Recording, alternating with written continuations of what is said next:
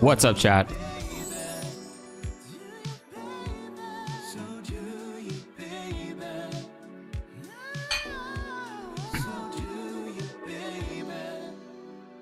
We are listening to the smooth music of Jake Kim. Hold on, I kind of want to run. I want to run that back. I like this song a lot.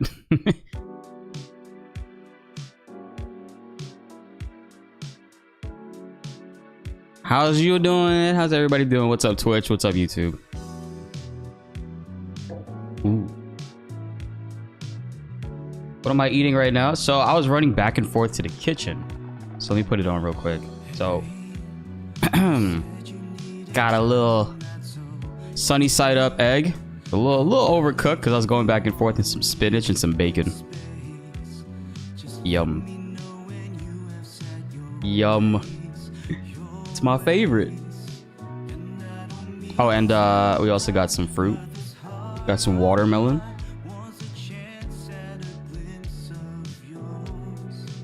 What's the name of this song? I got you right now. Let's go. So for those that are watching, if you guys love my emojis, you love my channel art, you love the banners and all that stuff, it's all created by my good friend J Kim Sketches, Joshua Kim. He just released a EP right now. It's on YouTube, iTunes, Spotify. It's called Unrequited. Would love if you guys go ahead and check it out. Hashtag Unrequited EP. It's a man of many talents. Actually, you know, I don't think I posted that we're going live in Discord. Let me do that real quick.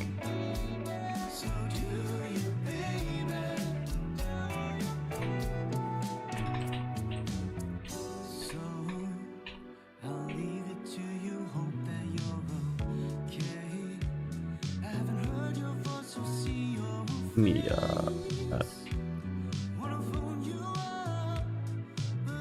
sorry, I was running so late before. I didn't realize what time it was when I started getting ready.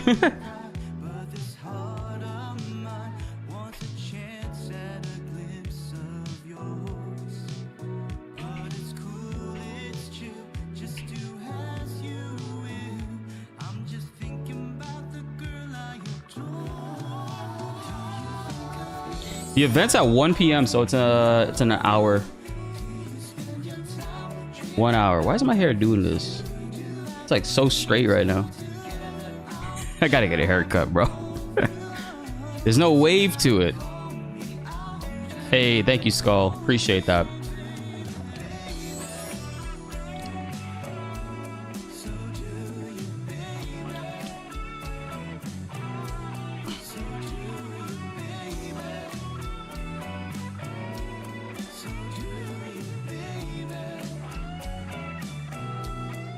Jesus, Pokemon World, Sparking Zero scams, and now this, not to mention Gamescom next week. Oh my god. What was on the Sparking Zero scams? Hold on a second. Who posted it? Let me go on Twitter. Was it one of Ayub or something?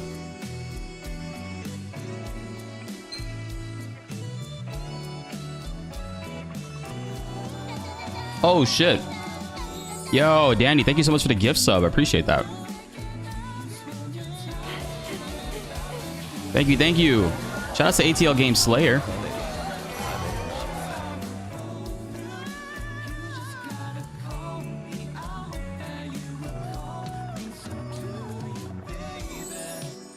Names of clashes. So all 4 types of impact actions are revealed at once. So blast impact, crash impact, power impact, and speed impact. Split the earth and grab each other. Is this the analog one?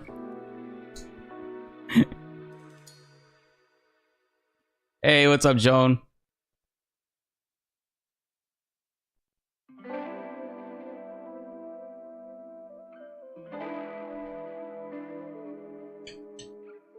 Start eating my eggs. Oh, actually, yo, this is the perfect sunny side up. What? It's like still runny too. Hold on. It's got a little bit of run to it right here. But it's got a nice cooktop texture. If it'll focus. I don't know if it'll focus. play the opening track. Oh, we're smooth jamming, guys.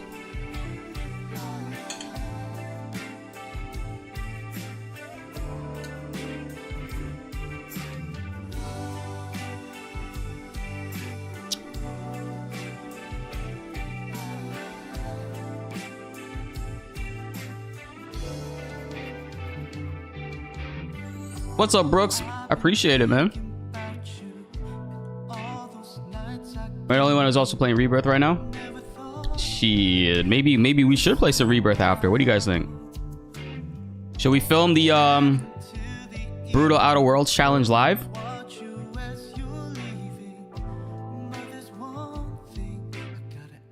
Oh no! Yo, Donnie Sage, thanks for the sub, bro. Who do you think the best cook in 15 was? What? Isn't it for sure Ignis? I have a new recipe.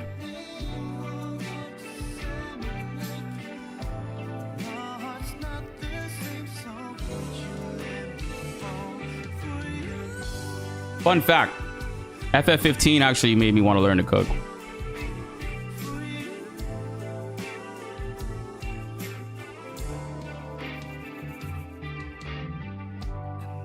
You guys digging the music? Yo, please check out my friend's EP. This is J Kim, Josh B. Kim. He's our channel artist. He's our moderator. He does a lot of things on the channel. He's also making awesome music. So please check it out. I just linked it right now in the chat. Go ahead.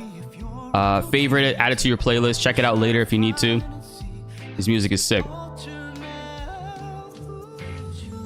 Really good friend of the channel. Yo, what's up, Subtext? What time is the event supposed to start? 1 p.m. Eastern time. So we got 50 minutes, 5-0. But you know, I always figure we go live a little bit early to chat, catch up with each other. It's been a while, man. It's been a while. Hope you guys have been doing well. I know things are a little bit hectic on my end before. Some of you guys were the last stream you were on that might have been FF7 related. We were in a different house. We've moved since then. That process has it wasn't so smooth, but hey, man, it worked out and we're here. And still gotta set up the background. The background's still like in disarray. You know, I got my Buster Sword in the back, got my JJK mangas, a lot of other stuff on this side. Got my YouTube plaque chilling right here. Gohan, Sephiroth right over there. Oh, and my OG FF7 it's right there. Thank you, Premiere.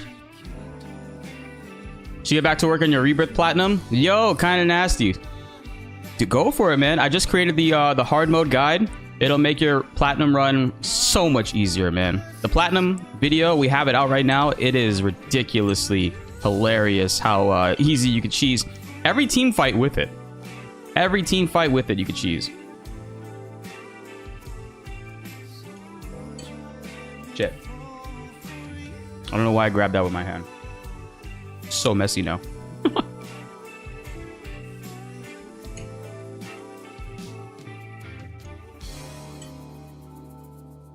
I didn't read 266, but I read 265, Brooks. Thanks for reminding me. I gotta read 266 later.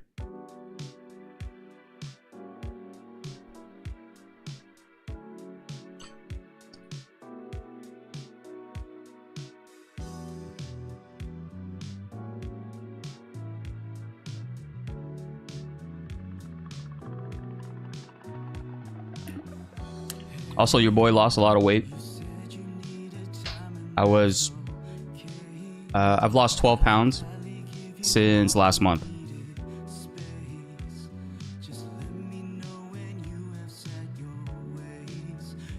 Been back working out. Trying to be more healthier, you know. Just because you work from home doesn't mean you can't be healthy, right? Oh, the MJ poster's right there. It's behind me, but I can't put it on the desk in the back because there's so much stuff on there. So I'm going to clear out things. I got my Tifa doll over there. I don't know if you guys see the box. This giant box on the floor behind the old monitor. That's the old monitor I used to have, by the way. The 4K. That box, this long box right here, is the Tifa statue.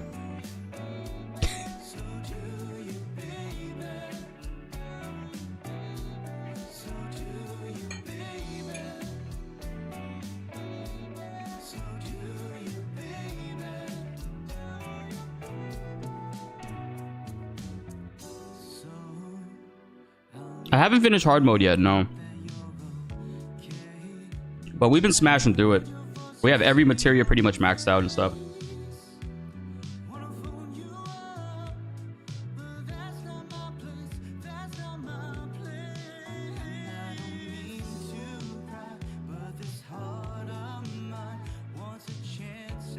I know, I can't wait for the PC release too. Sephiroth chilling on the Xbox box. Hey, what's up, Renee?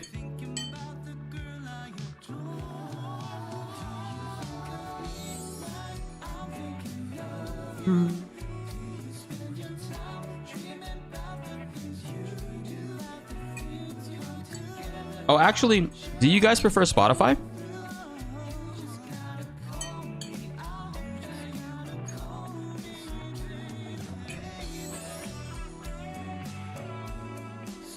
Let me do that because I know a lot of people prefer that.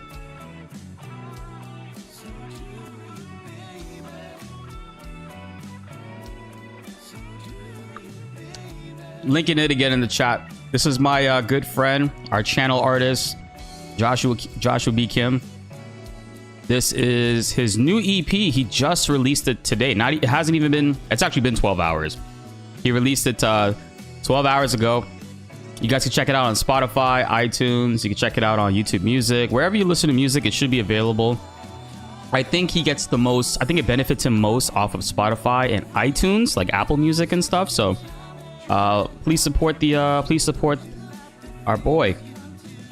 He's done so many awesome things for the channel, man. He's done every single emoji that we have right now. Oh, I got you. I'll pin it right now. Thanks for reminding me. Yeah, every single emoji that we have was done by him. Our channel banner has been done by him. He's a moderator in our Discord. You guys have seen him around. I use YouTube Music a lot more, personally.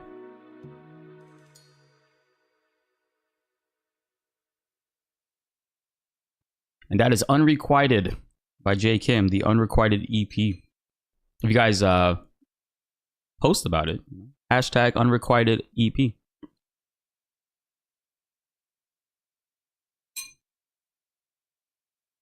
I got talented friends. It makes me so happy.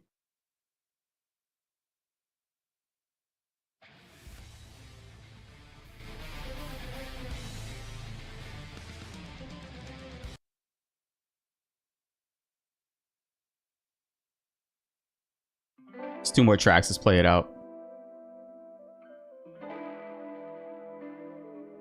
Oh yeah, Cloud. Since I got YouTube Premium back in like 2018, I've only, well, back then I think it was Google Play Music, but I've always used that, and when it turned into YouTube Music.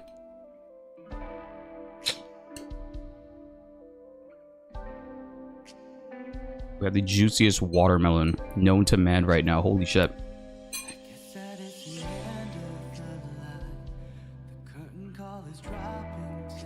Yeah, Gamescom next week. And then in a month, Tokyo Game Show. Man, do you guys believe that it's been a year?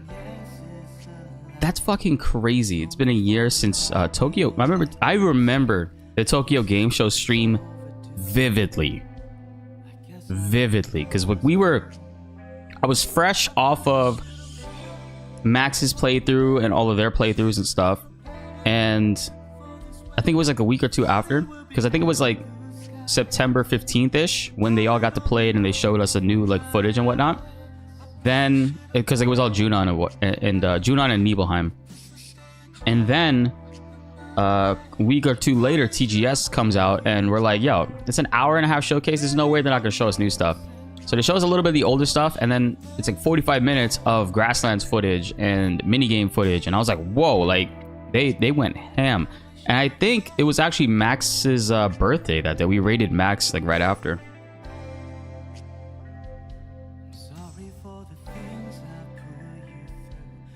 Six months, man.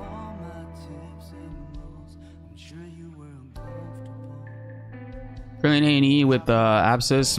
How long till the show starts? Show starts in 40 minutes. 40. This year went by quick, yeah.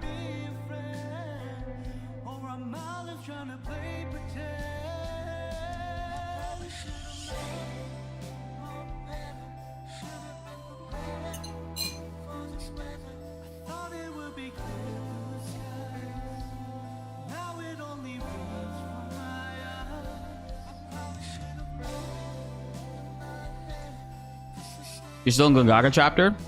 First playthrough? Down, sir? By the way, thanks for chilling with us, bro. Yo, what's up, John Q?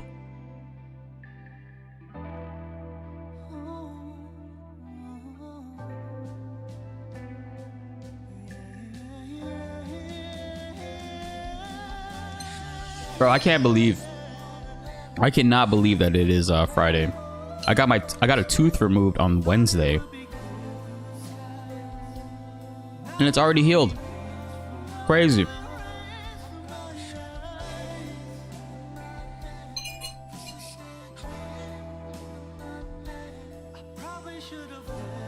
Hey, what's up, Lurker?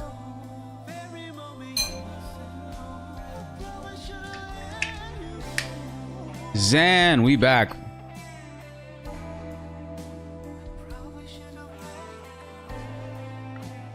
Rebirth was either too easy or too hard. Weird balance. RPGs, man. Yo, what's up, Brad, man? We are chilling, bro. How you been? Combat extraordinaire, Brad, man. Get your wisdom teeth removed soon. Should you do it before or after? Before what? Or what should you do before or after?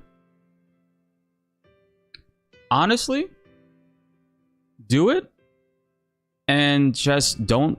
Make sure you don't drink through straws. Make sure you don't spit. Make sure you don't blow your nose aggressively. Gauze the hell out of it. Like, I know they say, oh, you only need to keep gauze on it for 30 minutes. Fuck that. I did it for 2 hours. But changing it, obviously. Like, every 30 minutes I changed and put new gauze on. And it healed so quick. What do you think we'll have in store for this stream? So, I already told you guys in the video yesterday, I don't think this is going to be a stream where they showcase us like the DLC and stuff. I think this is going to be more so like the development behind Rebirth and maybe what we could expect in the future. But this is a relatively smaller stream in comparison to like Gamescom or Tokyo Game Show, which are things that are coming up soon. Oh, fuck. You got dry sockets, Brooks? That's horrible. That's huge pain. Yeah, lots of gauze. Don't drink out of a straw and rest. You know, like on Wednesday, when I got it on Wednesday, I literally just laid in bed all day and it felt good. I'm not gonna front with you guys. It felt good. My dog loved it. He stayed in bed with me. He was like, oh my god, this is amazing. He was so mad at me yesterday for not being in bed. He's like, yo, what's up? Why are we chilling right now? And I'm like, hey, I gotta work, bro. Yo, Zach with the 20, dude. Thank you.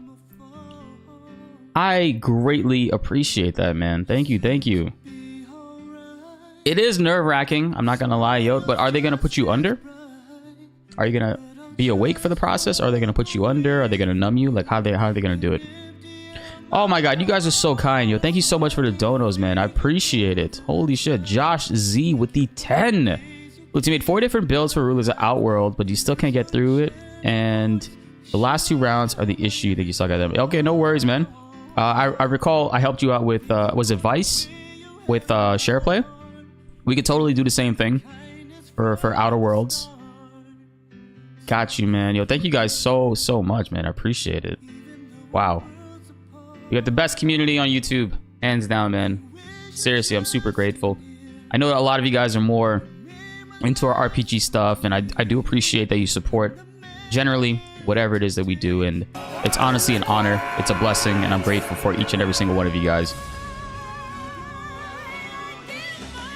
You were gonna get some dental crowns on Monday, but the dentist got sick, so you had to reschedule. Yeah, I'm getting a crown in 2 weeks. I want you to beg for forgiveness.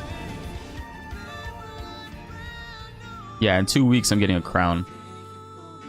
So the thing with my teeth, right, is growing up I've always had a lot of cavities, but as I got older, I kind of stopped taking good care of them. However, now I floss every day, twice a day. I take really good care of them. But there are some teeth that are like beyond repairing. So I had to get 2 of them removed. I had to get one. I had to get 2 removed. I got those 2 removed. Now I just need a root canal and a crown, and that's it. Then I'm good. My teeth are good going forward. I don't really have a sweet craving as much as I used to anymore. I take my medication. I take like vitamins and shit regularly now. I've also been working out for about a month now, so things are, you know, eating better too. One thing that's helped me out a lot, and it's funny because my girlfriend's been telling me about this for so long, is MyFitnessPal. I've been keeping track of the food that I eat, and for some reason, it really helps. It really does help. It makes a huge difference. Oh my god, Lurker with the gift here, dude. Thank you.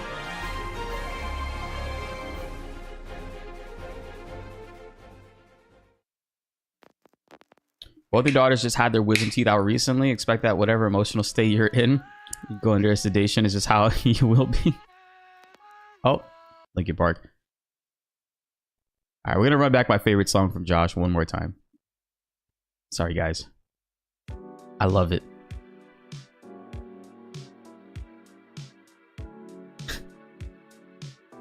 You know, when I got my wisdom teeth taken out, I got all 4 taken out at the same time. And then later that day, I felt fine. Like my dentist, he broke the tooth up into individual pieces, all 4 of them, before removing them. So I had minimal scarring, minimal tears. And I didn't feel as much pain, funny enough. So I actually went to work with my cousin because it was his first day. I just got him a job with me, and I wanted to make sure that he knew what to do. And it wasn't like a job where we have an office. We were going to like different retail stores and stuff. So I would just rode shotgun with him and showed him what to do.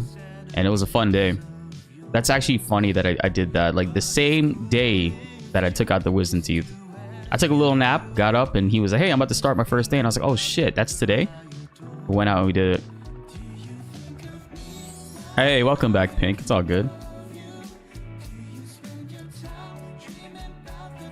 Parents didn't really take you to the dentist as a kid, so you just need a little dental work in your early 20s. Man, my parents took me to the dentist.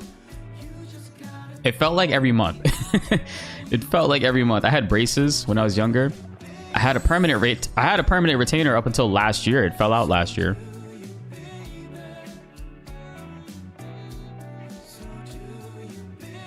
I really appreciate it, man. Thank you guys so much for the donos and the memberships, man. I know I have not been, like this last month and a half, I haven't been making as much content.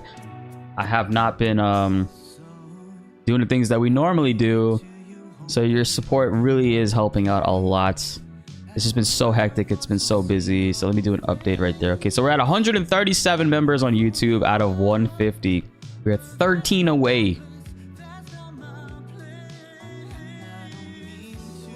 Had to buy your own braces as an adult. Oral care was never big for the rest of your family. Best investments you ever made. Yeah, I mean, some families, you know, some people don't need it. Some people don't care for it. But hey, when you get the opportunity to start taking care of yourself and doing things for yourself, it's a good feeling, you know?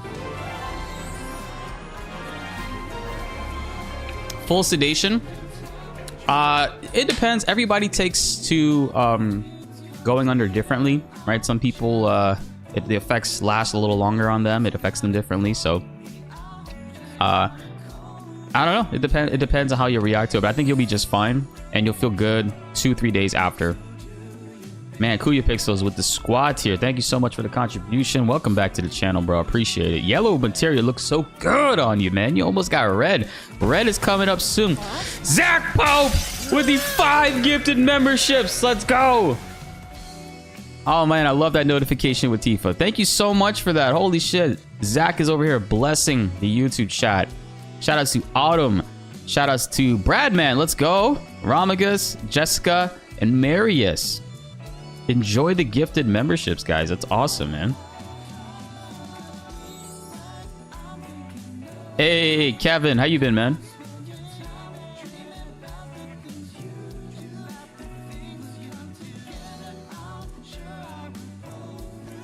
Oh, snap. Let's go. If you guys are tuning in right now, we are actually listening to the smooth sounds of Josh B. Kim. I always keep saying JBK. Check out his music right now on YouTube Music. You can check it out on Spotify as well. Unrequited EP. Good friend of ours. Really love this man. He's super talented music. You can dance too. Yeah, you guys are making some music videos, bro. And he could sing. What a legend. Nice. So we went through the entire EP, but you guys can totally do that on your own. We're gonna throw on some tunes in the background while we chill and wait for this to start. I'm excited. I actually have a friend at this showcase. They'll be in the crowd. Man, I wish we lived on that side of the world. I would have loved to have like gone and like check out the museum of FF7. What? They got life-size like Buster Swords. I mean, I got one, but mine's made out of paper, you know?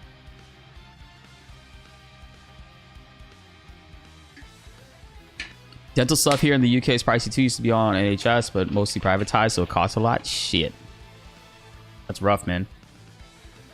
Holy crap. Thank you so much for the 88 likes. You guys are insane. We're almost at 300 viewers on YouTube. We got 40 viewers on Twitch. And we're almost at 100 likes. Run it up, chat. Run it up, man. I appreciate the support, whichever way that you guys do it, man. Thank you so much for all the members. Welcome, guys. Holy shit, 6 away from 150.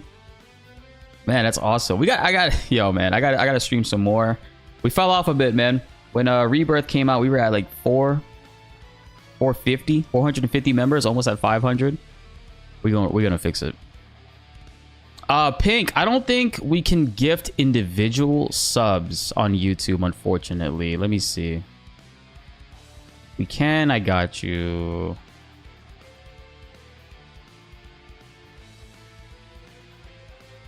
Nah, I clicked on your name, it wouldn't let me. On Twitch you can, but on YouTube you can't, unfortunately. But on Twitch you do have like Prime subs as well. Amber Fireheart, how you been?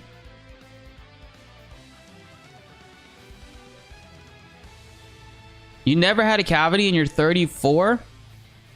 Damn. That's good, man. Your enamel must be strong. I ate a lot of sour candy in high school, man. My enamel's fucked up. Who else believes Goku needs a star on the Walk of Fame, man? Oh, if he does get one, man, it'll be so emotional. I wish he got one when Akira Toriyama was still alive. Let's see. You know for a fact you can gift individual subs on Twitch. No reason you may be 10v10. Let's go, Skullwalker. Oh my god. Yo, Downstorm AF with 10 gift memberships. Oh my god. Completely shattering that. Dude, thank you. We got some shout outs to give you. Shout outs to Downstorm for the 10, but shout outs to Triton, Louis, Princess Layla. Oh no, Princess Layla was already a sub. Pink Terra got the sub. Let's go. Blind Reaper, Caden, Nick, Nikki, Migs, Gert, and Asim. Welcome to the channel, guys. Welcome. I'm doing well, Amber. Let me see. Kind of want to go get some. I forgot to take my vitamins with my food, so I'm gonna see if I can text my girl and ask her if she can bring me them.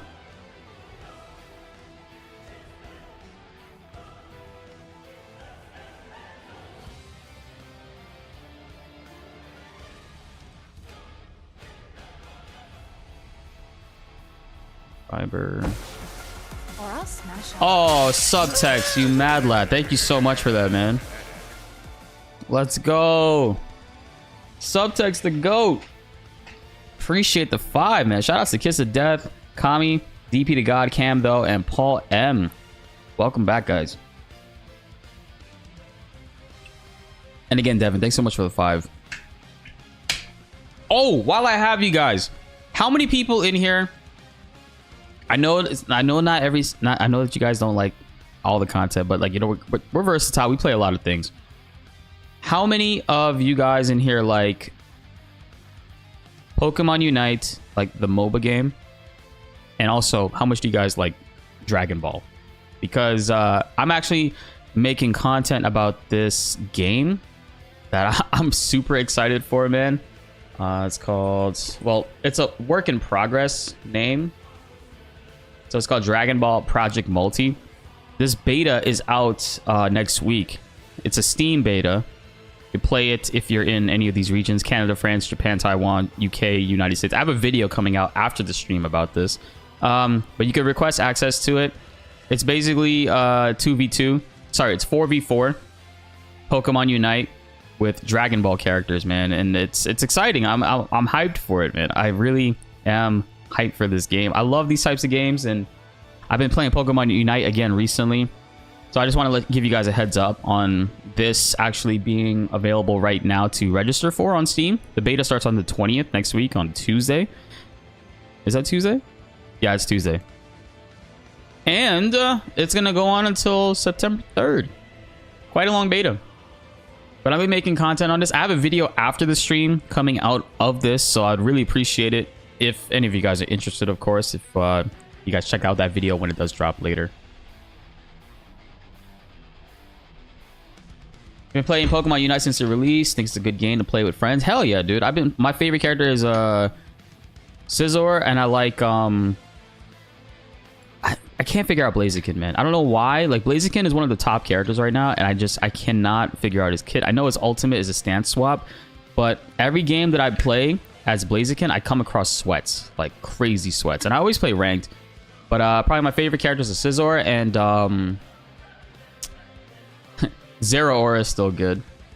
Like, he's not broken, but he's still like stupid with his with his circle. Mewtwo X. And I like also Urshifu.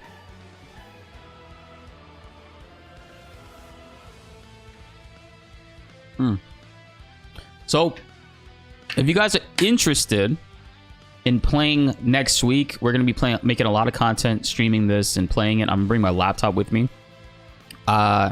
This beta drops. It's a Steam beta. There is an iOS and mobile, like Android beta as well, that's going to be coming out before this drops. And we'll be able to play together. If you guys are interested, you know, sign up for it.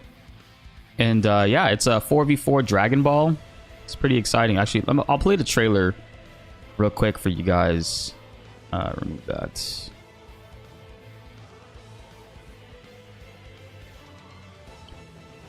This is the game right here.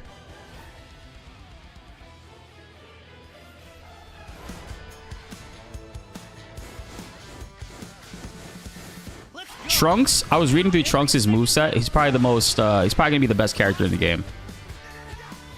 You see, it's just like Unite. 2 lanes, a jungle. There's no jungler though, which is weird.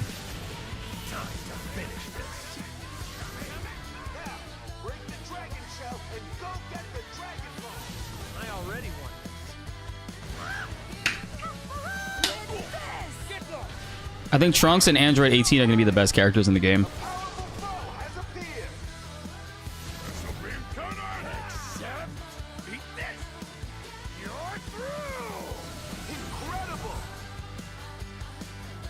Yeah, it's MOBA style. It's actually exactly like Pokemon Unite. And actually they have I'm surprised they're showcasing like Zamasu here. And funny enough, Zamasu is on Trunks' team of all. We don't know what Vegeta's moveset is going to be like, and we don't know what Kid Gohan's moveset's going to be like, but I'm excited though, man. Yeah, you start off on one side, got 2 lanes, and I think the jungle's in the middle, but the jungle's split between the teammates. And you can transform once Goku hits level 7. You can transform. I have a full video after the stream coming out about it. I'll post it immediately as soon as we finish going like with the stream, and send you guys a link so you can check it out. But right now you can go to Steam and register for the beta go ahead and do that because it's not going to be an open beta. It's a limited registered beta. You just got to go here and click request access. It's going to be green here for you guys if you haven't requested access. It's grayed out for me because I already did it. But that's what you'll have to do. If you can't use controller, nah, you should be fine. I think that they might. I think they will have controller support, but I strongly believe Avatar. By the way, shout outs to Avatar. I strongly believe Avatar. You'll be able to pick it up easy because this game has very limited movesets. So it shouldn't be too crazy as far as movement and shit goes. Hold on, let me go down here.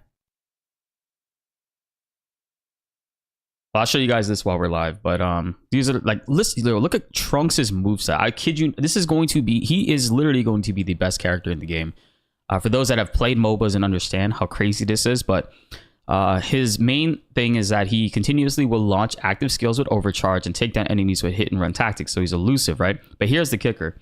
His passive is called overcharge, right? And overcharge, anytime he gets a KO or an assist on a God of Destruction, which is like one of the big enemy camps, enemy hero, boss, super boss, he immediately resets the cooldown on his 3 active skills. That doesn't mean, like, he doesn't reduce the cooldown. He immediately resets it anytime he gets an assist. Trunks is going to be cracked. Trunks is going to be ridiculous. And I'm going to be playing him. I'm sorry. But this is legit. Like, that's a really good move. Anytime you get an assist, they might nerf that. I feel like if he gets an assist, he should not get all of his cooldowns reset. That's kind of busted. So I feel like if you know, they wanted to tweak this, it should just be KOs. Right? Like, Trunks has to get the kill. But then it would also, you know what? That would also be negative for team aspects. People that play Trunks will be very toxic and get mad when you steal their kills because they couldn't reset their cooldown. So that's a weird way to balance it, actually. For those that have played like Smite and shit, kill stealing is like rampant and people get very triggered over it.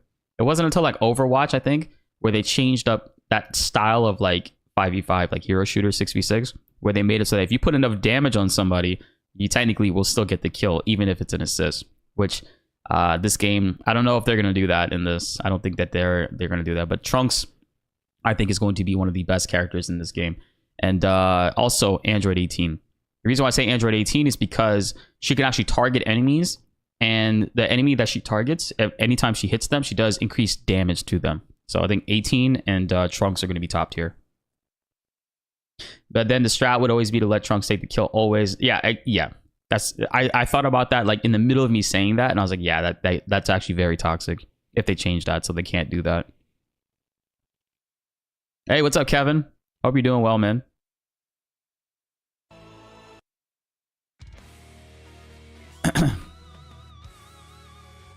PC games normally do allow, that's how I play my PC games. I usually play with controller and stuff. Oh man, yo, thank you so, yo, Downstorm. Holy shit, bro. Shoved us way over the goal. Thank you, dude. Hold on, let me adjust that real quick. My goal is to get back to 200 members this month. And for those that are watching, we do have a $2 tier, so it really does help out on YouTube a lot, guys. Let me find it. There we go. There. Yeah, no, we fell off a bit, but we're back. Thank you so much for the 159 members, guys. I changed the goal to 200. I think we could do that in August.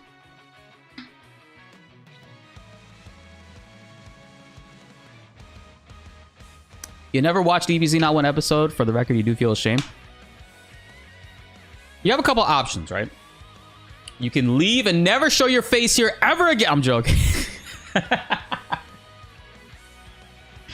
I'm joking. That's fine, man. Dragon Ball is oh man. Oh, 10:30. They changed the stream time to 10:25. Right here. Square Enix just wrote that. All right, that's cool. Which is 10:30 Pacific. So Quick mats. What is that, 130? Yeah, it's gonna be 130. I was joking, Lurker. Your best options, like if you want to watch Dragon Ball, is the Abridged series created by Team 4-Star. They did a phenomenal job with it. It's also very entertaining. It's much more condensed. I think you should watch that if you want to get into it. Like, it's the same people that did the FF7 Machine Abridged. The humor is like over the top. It's really good, and they do a lot of great like justice to the show. Or there's a guy that on YouTube, he's creating these movies of Dragon Ball where it's condensing the episodes using the Kai dubs, but also putting the Bruce Falconer music on there. It's fucking amazing.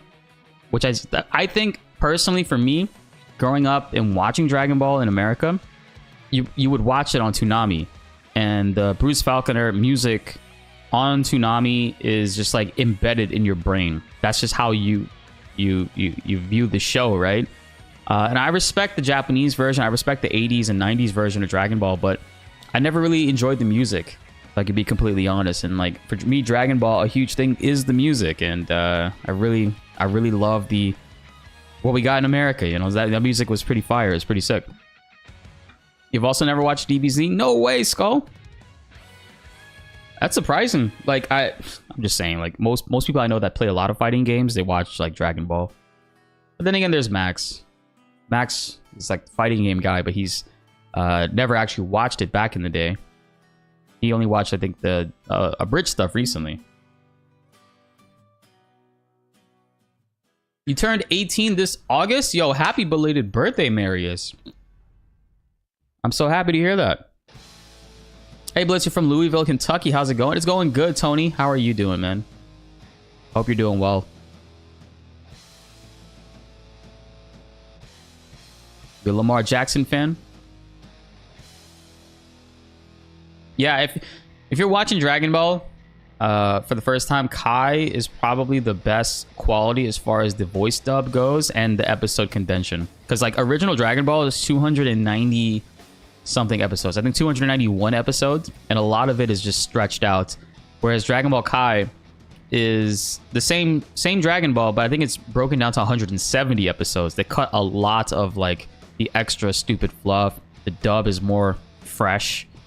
The music is more traditional though. So for me, I like those dubs that people do where they have Dragon Ball Kai and then they throw the Falconer music in there where it makes sense.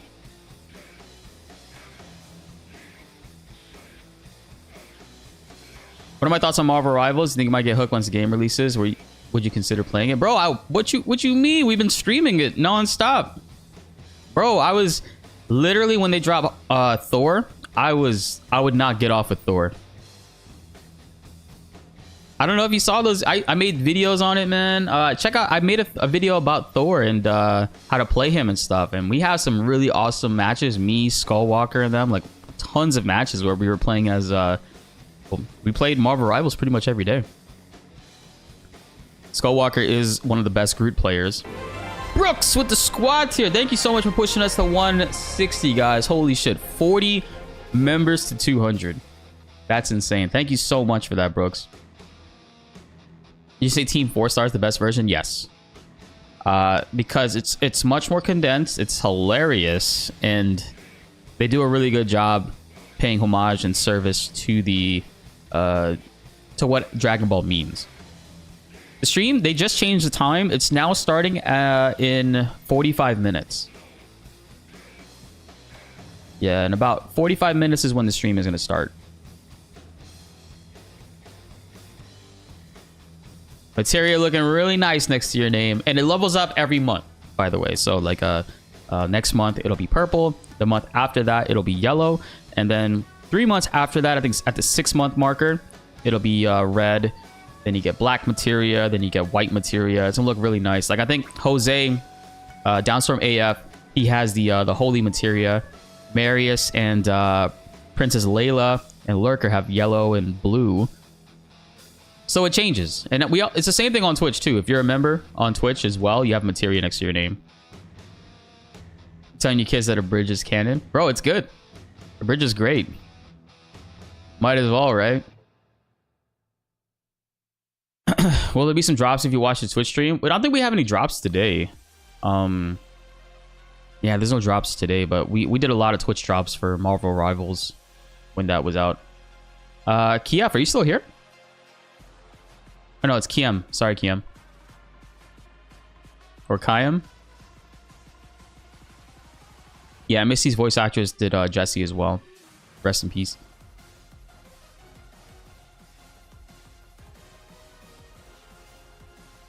Where would we be without Twitch drops? Yeah. You still want that footage? You could make a beta experience video or some shit. I have all the footage and our voice dialogue and stuff, so I'll definitely get some of the other ones off of you guys.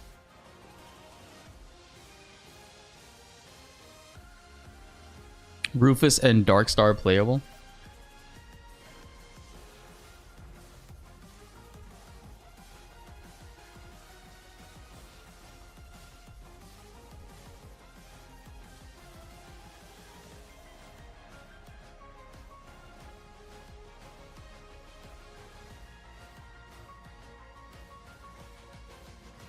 I love tactics JRPGs. Oh man, I'm excited for I'm super excited for finally, like, you know, when Tactics Remaster eventually drops, wherever that is, but I really did enjoy this Tactics Ogre Reborn. This was a lot of fun. Oh, man, they did nerf over leveling though, which I'm praying they don't do with Tactics Remaster, is nerf over leveling, because that was the fun thing about Tactics, was over leveling, getting Ramza to be a dual wield monk early, and then just like blowing through everything, getting Cloud. Man. Yo, Davey, my guy, how have you been, dude? So good to see you. I missed you guys. Hey, thanks for the follow, Biff. Got it all ready to send. Have had it for a while. Just put it off for a little bit. No worries, man. Just the best way to send it would be Google Drive. If you could upload it to Google Drive.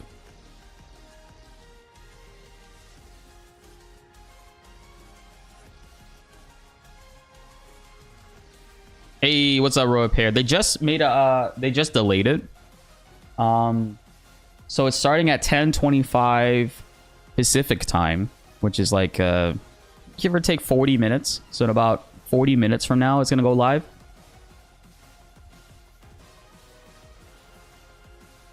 I'm doing good, man. Thanks for asking, bro.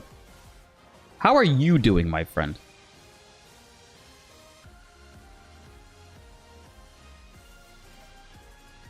Why the delay?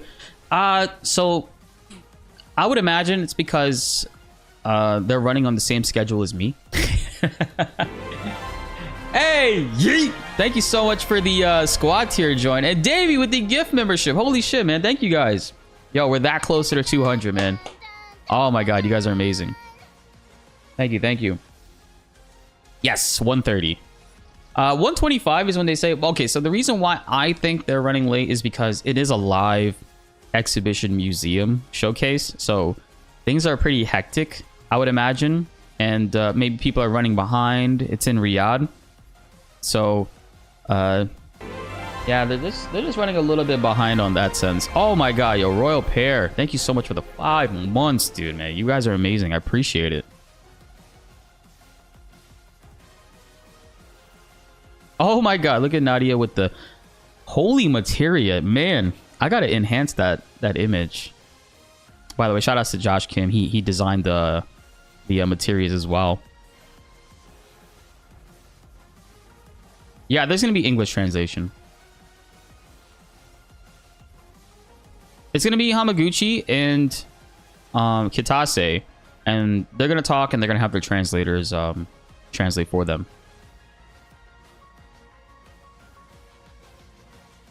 Hey, let's go, Biff. Yo, the arenas are gonna get smashed by that build. Absolutely. Every single team fight can get blown up with that. You just gotta make sure you adjust based off of the weaknesses of what certain enemies are. You might have to switch the elements around, and that's it. It works literally for the entire game as long as it's a team fight encounter. VR, main game, whatever. The only thing it won't work on is obviously solo challenges. That's but there are some great material that we can use for that as well. Kind of they stick to no DLC. I'm not gonna lie to you, man. I think that they already have the DLC made. I think it's something that they've already done, and it's just one of those things, you know, like in development, they've already pre-planned for it. They just say these things like, oh, we just want to like work on, like to gauge interest, essentially. If they do a DLC, I'm still a firm believer that they could and should do a roguelite mode. Like, not just like a story thing, cool. But if they did like a roguelite thing, I think that would go so hard. And as a matter of fact, shit, while we're waiting, and since your boy, shout out to Maximilian, dude, told your boy to get a second capture card, went ahead and did it. And because of that, we're able to do stuff like this. Boom!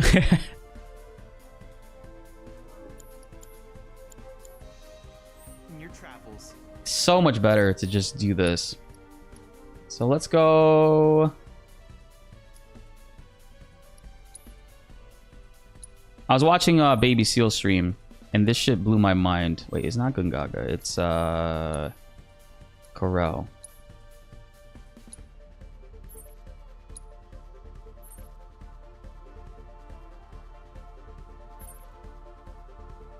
God damn it! I'm in the non-fast travel part.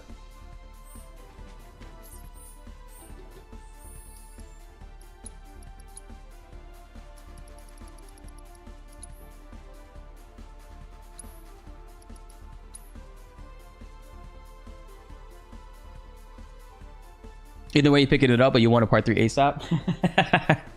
I know the feeling, bro. We're at chapter 10 in hard mode. But I wanted to show you guys this, right? So this is pretty cool. And shout outs to Baby Seal for this, guys. I was on his stream when he showed us this. But if you go to like Costa del Sol and you run over here. Oh my god, why am I walking like a chump? Save your aching feet and ride a wheelie instead. See you later, suckers. Fuck those tables.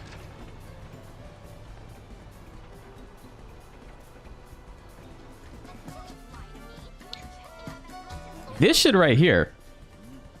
You stumble into the wrong place or what, punk? This is Club Cool. Tough to get in, tougher to get out alive. Much as I'd love to give you a warm welcome, we're closed for renovations. Consider yourself lucky. Bro. Does this not scream DLC Battle Arena in some way? Here is survival of the strongest, and I don't see a strip like you lasting long. But if you want to prove me wrong when we reopen, come see the gate. Bro, I feel like this is going to be what I've been asking about, like a roguelite DLC mode or something, kind of like similar to like what God of War has, where you can just continuously run and it's a different process every single time. You have different builds and all that shit, right?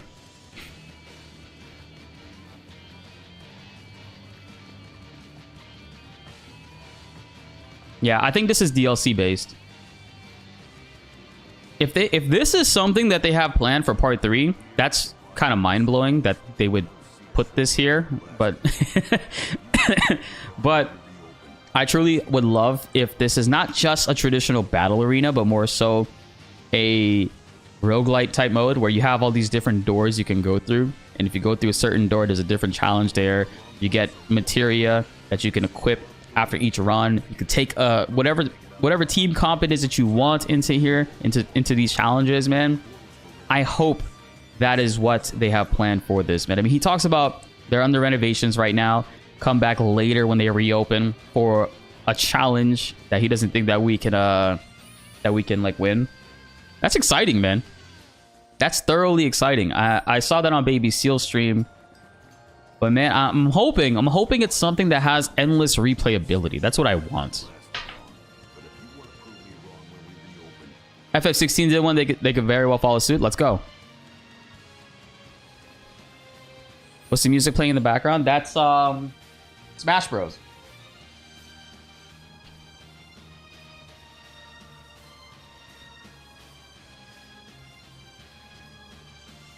It's a Brawl. Final Destination. But while you guys are here, check out my friend's new EP. We were listening to it earlier. He's got some real smooth tracks. My favorite is track 3. But the whole thing is fire.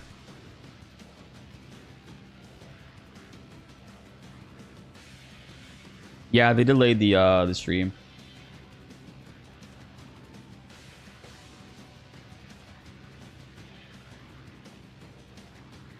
Should we try running the Brutal Worlds? You know, I haven't practiced it in a couple days, but I think we could kind of just mess around with it. I'm like, where the hell's the fast travel point? Yo, Blackheart, man, how you been?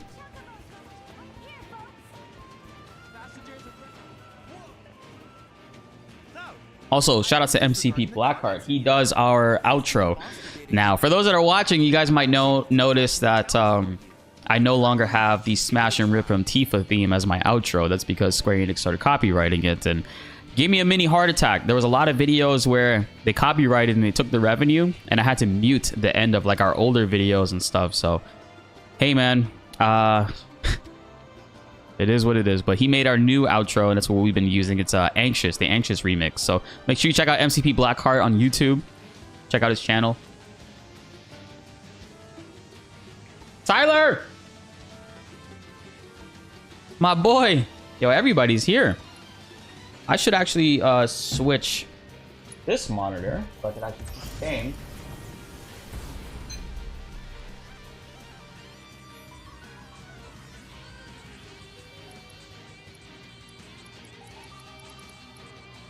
Since we're waiting.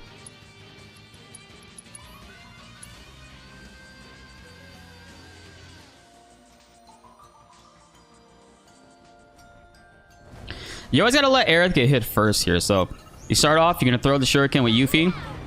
Aerith is probably gonna get hit here. Yeah.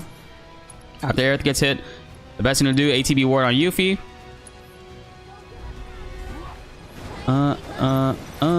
So now we have Cloud is gonna go Thundaga. Aerith is gonna Arcane Ward on Cloud. Yuffie's gonna dodge a couple more here, because if we got hit by that, we would have got stuck. We're gonna cast Faith on everybody. And here's the cool thing. Because we have unique materia, auto-unique ability materia on Aerith, we're gonna use Firaga with her, and she's gonna teleport to the ward. Right there, see? She went to the left. Cloud's there. Boom, boom.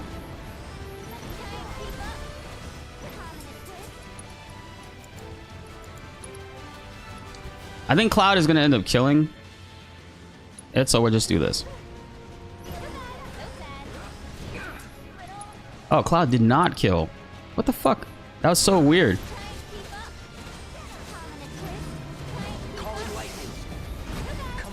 Alright, Aerith is going to kill it now.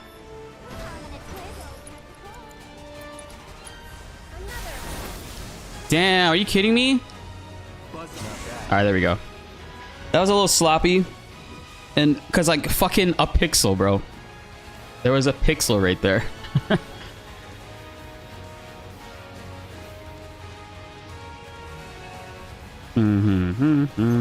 This one can be a little tricky because Bahamut will... Okay, that's perfect. When Bahamut does that, he's not going to attack Aerith. So you could actually just put this on Yuffie immediately. Come on. So we're gonna actually I'm gonna Aeroga because that's gonna do more damage to both of them.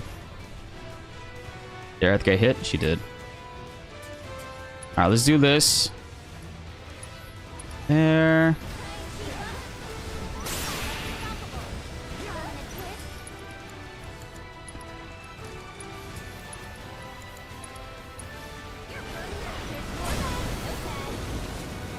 Big damage, baby.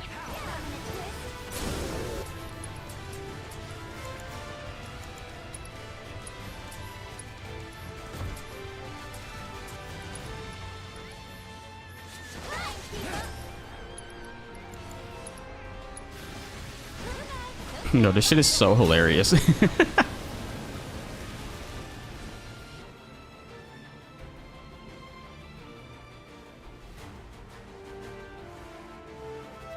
Bonds of friendship, I still gotta work on it. Yo, baby seal. Love you too, baby. This one can be tricky, so you're gonna start off like that. He's gonna toss this shit at Yuffie. So you gotta dodge. Ah, son. You ain't shit. So the main thing is to get Cloud to throw out the Thundaga first. And then Aerith with 1 ATB to place an Arcane Ward on Cloud. And then Yuffie can just keep on dodging. And Cloud just non-stop throw out Aga spells. Aerith too. And if you have time, you could cast Faith with Yuffie and it does crazier damage.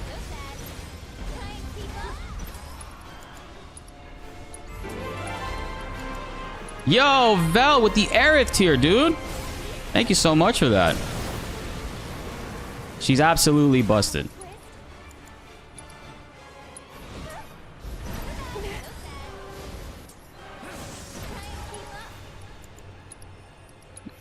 Why the hell hasn't that arm broken yet?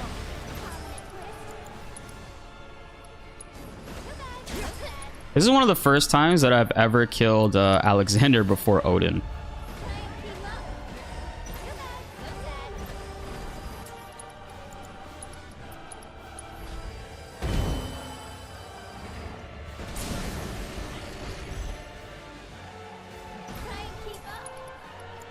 And that should be done. Funny enough, I think the only problem with this, the only issue that I kind of run into with this is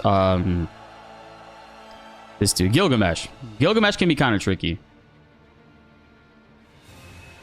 So let's see what Gilgamesh, right? You kind of don't want to immediately go into anything. All right, well, now he's going to do the right thing and target Yuffie. So this part can be kind of tricky. You just want to make sure you properly dodge, and I didn't. I got fucking turned into a frog. Fuck my life. Hold on, I think we can come back from this.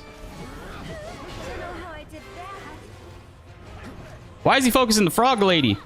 Yo, chill, bro. All right, how much time Yuffie has?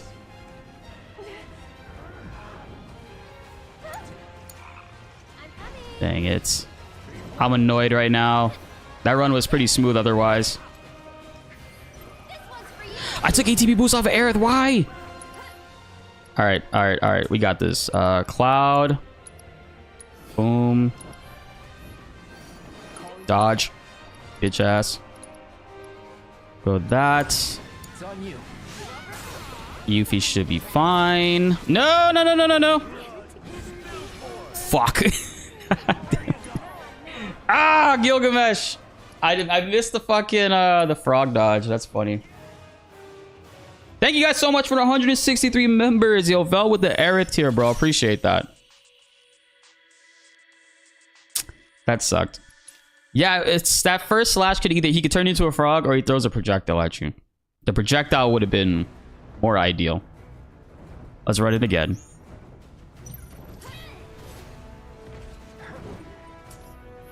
Oh, he hit Aerith twice. Damn. They're pissed at Aerith right now. Alright, the youth star do her thing.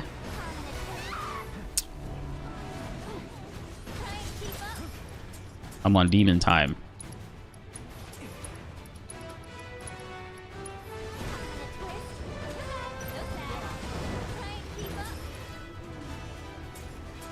It's kind of annoying that they are just focusing Aerith that hard. They never normally do that.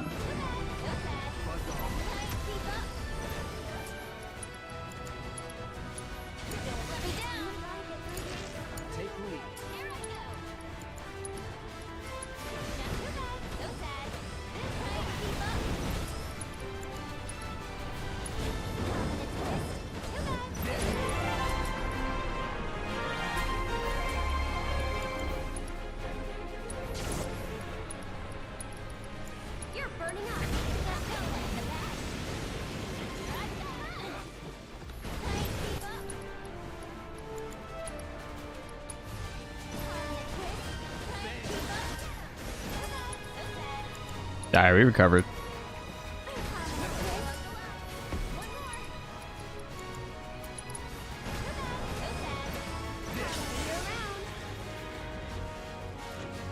J Kim, let's go! 50 months! We've been jamming out to your tracks all stream, bro.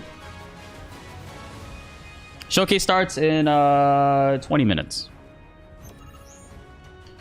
Alright, so remember... Okay, yeah, wow, that's 2 times in a row they did not focus Aerith there.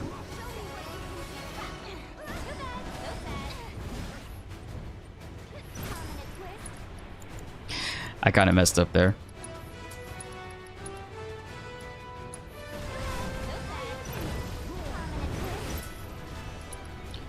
Dun, dun, dun, dun, dun.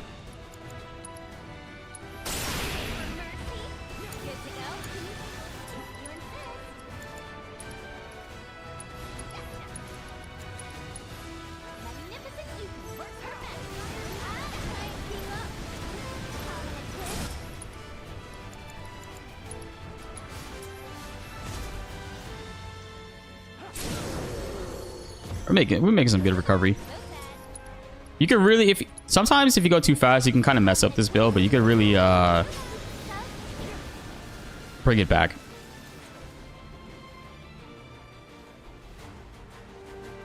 Let's go, Data Dog. You are in the holy tier.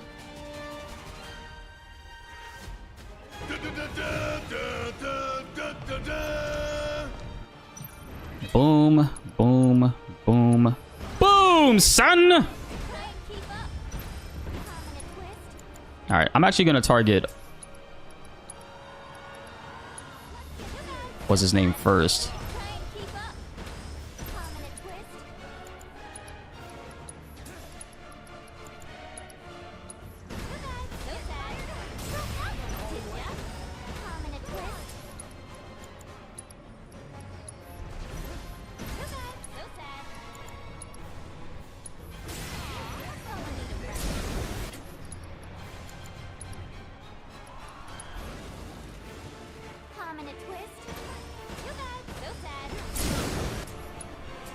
It's all about alternating it properly.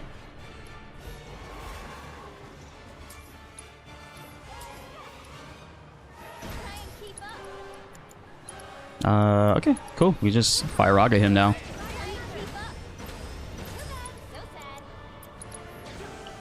Zap yo dumbass.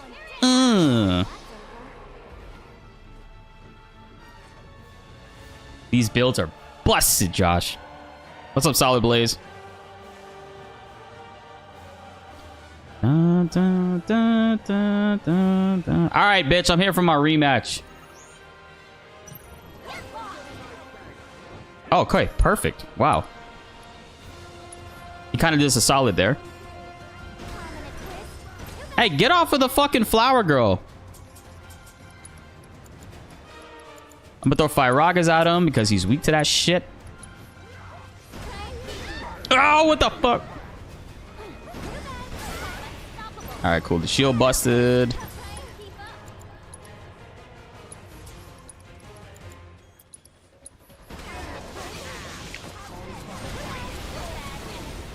Yo, he's trolling me. You gotta be fucking kidding me.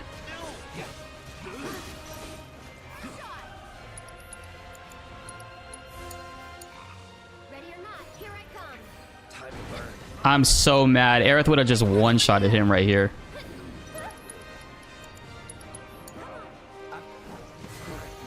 I'm so mad. Gilgamesh, you fucking bitch. You're ruining this shit.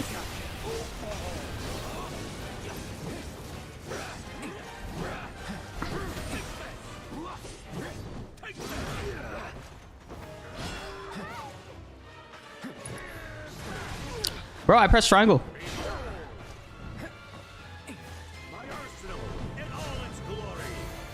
I'm so pissed right now. I can't believe this fucking guy.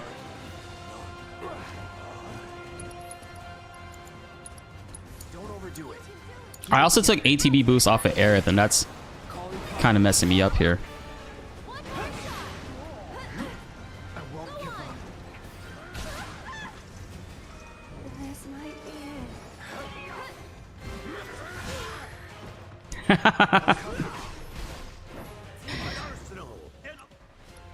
All right, I'll give it one more try because I'm annoyed. How dare he do that to me? Twice.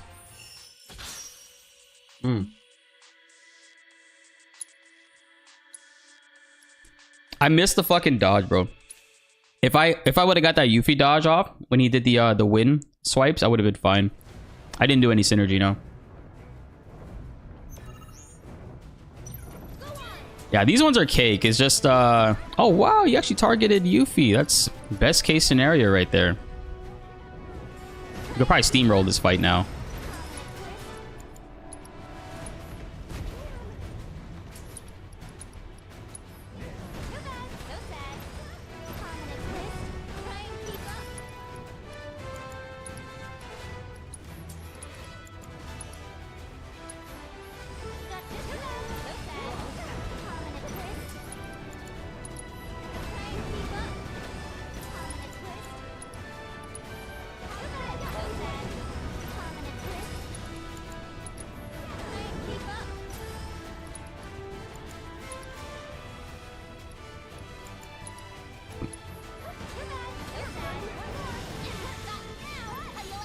Oh, fuck.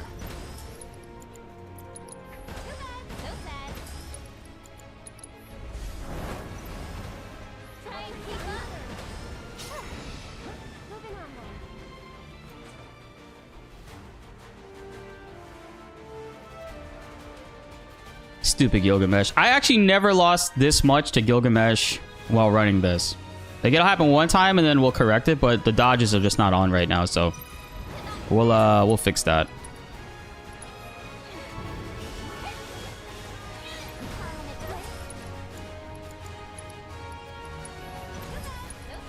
Aerith, you are standing way too close, man. She's gonna get hit by this?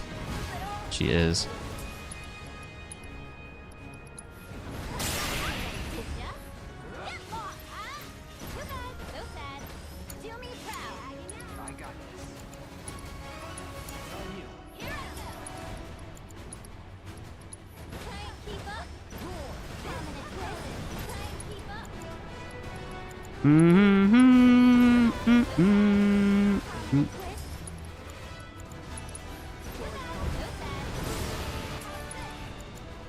Speed running this bitch right now.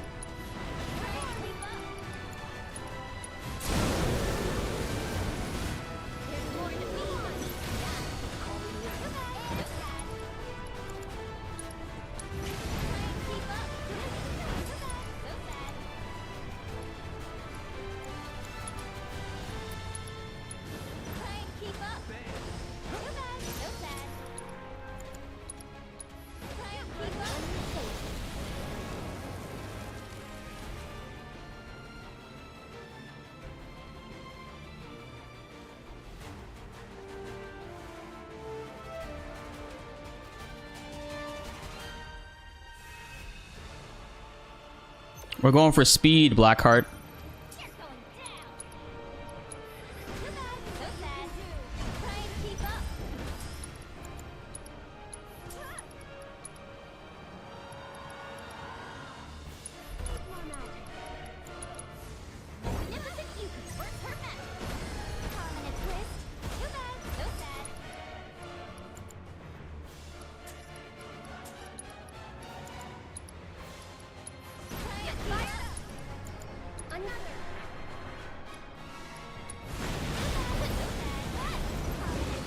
Whoa.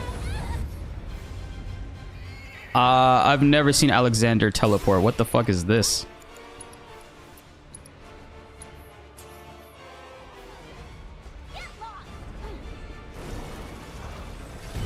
That's crazy. He's like trolling me now.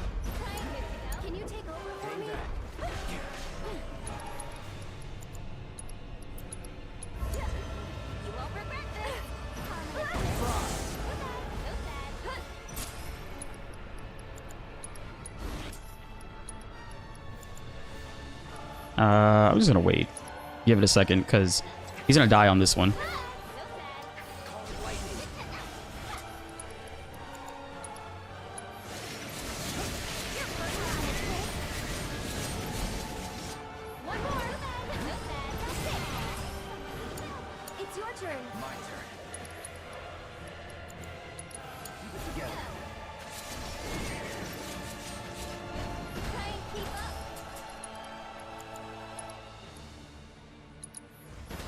I'm using all 3 magnifies, by the way, guys. So, yeah. And we're not going to use resist because, like, what's the point just for that one fight? We have empowerment on magnify. We have magnify on Yuffie, Aerith, and Cloud. This isn't that big of a problem if you dodge it, but that's just the problem is that we haven't been dodging it. All right, that's actually a decent start, even though I did get hit.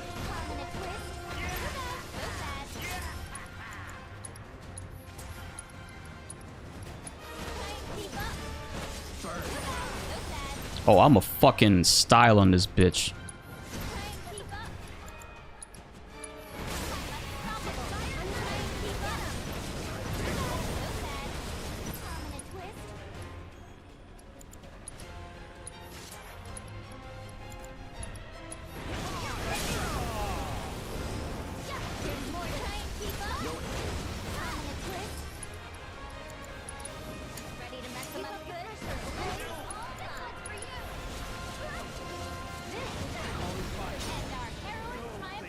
Cool.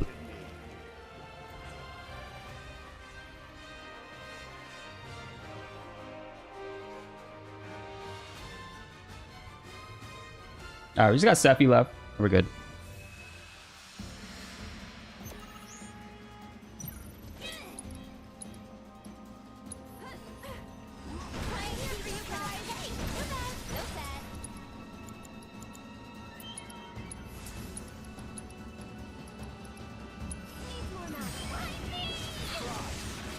Fucking hell. Dang it, I think I'm dead here. I don't know if I can get shadowy chains. Fuck. Can Aerith do something maybe? Damn it, we're fucked. I wasn't supposed... If I didn't get hit by that, I would have been good.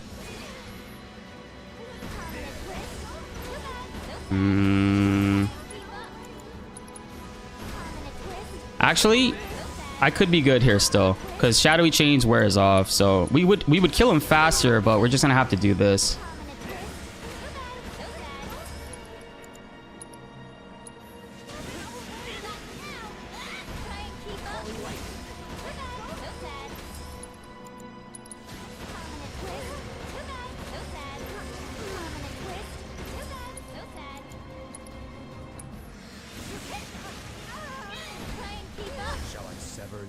Really? Fire?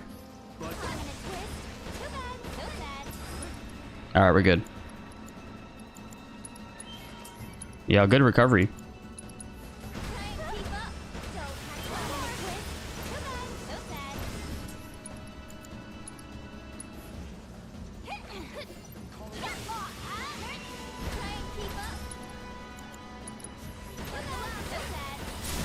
Mother, help. Bitch ass.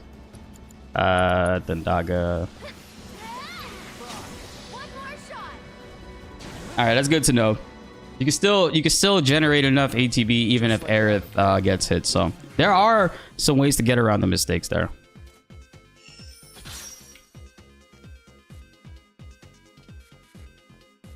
Mother, help. I think my best time on this is 2:46. But yeah, we're gonna work on the other ones. Oh, 2:32, damn. I was in my bag with that shit. If you guys want to learn how to do that method, we're gonna have a guide specifically for that coming out. But right now, pinned at the top of the YouTube chat, we have a video where we break hard mode entirely with this build. Feel free to check it out, guys. It's awesome. It's a really, really fun build, man. One of my favorite ones to probably run all time, man. It's an all-timer for real. What's the showcase event? It's a FF7 Rebirth showcase with the devs, and they're going to be talking about shit revolving around Rebirth. I don't think it's going... I made a video about this earlier.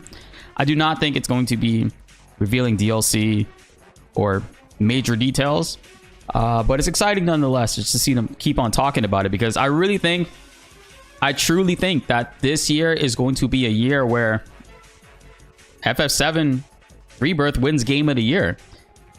Wukong dropped their reviews today, man, and it's not looking so good. Wukong got an 8, opened up at an 82, which is like, you know, we'll have to see.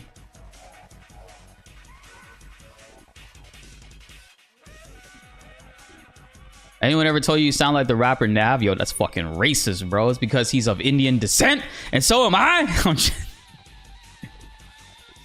Fucking Nav, bro. Got the Coolie Boy fade. He's got the Doc Ock.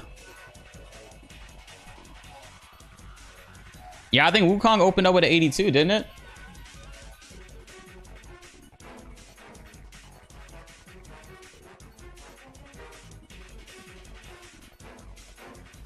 The Run Killer. Bro, I've been watching Kalo Part all week. Last night, it was doing pretty decent, but then you ran into an issue with, I think, was it Column Skip? I think it was Column Skip.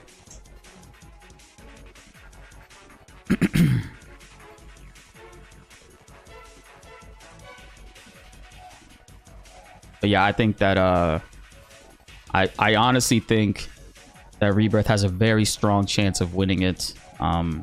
In what might be one of the weaker years in recent years for gaming. But hey, man, a dub's a dub.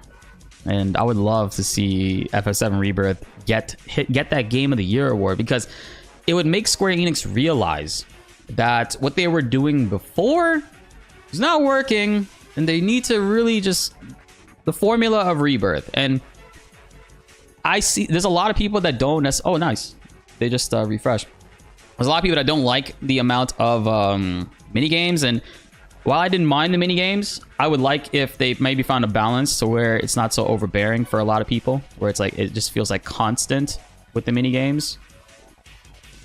When Hulu Plus Live TV calls upon famous athletes like DK Metcalf to act in their ads, be your TV streaming live sports. DK Metcalf. Hulu Plus Live TV has over 95. He got rid of the pink hair. That surprise! Live news, local channels. You got this. Together, Disney Plus ESPN. Oh, Tom, I do see the YouTube chat. I was like focusing hard on that fight because Gilgamesh embarrassed me twice in a row, which pissed me off. But yeah, guys, that method is pretty simple. Thank you so much for appreciating my content. Damn. The music was too loud and they just like cranked it down.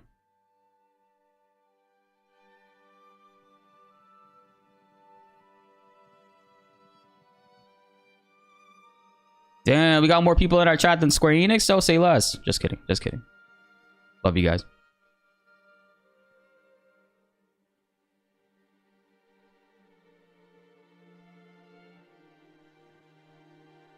Guys! Things are about to get started soon. But if you guys get a chance, we were listening to the fantastic music by Josh B. Kim. He's our channel moderator. He does our channel art. He does our emojis. Everything relating to the channel, design-wise, he has a say in it. So I would greatly appreciate if you guys went ahead and checked out his music. We were vibing to it earlier. We listened to the EP twice back-to-back. If you love that music, feel free to check it out. Hey, Josh, you're going to jet and finish Rebirth. Thanks for streaming and your music. Yo, no worries, man. You've been a good friend and you've done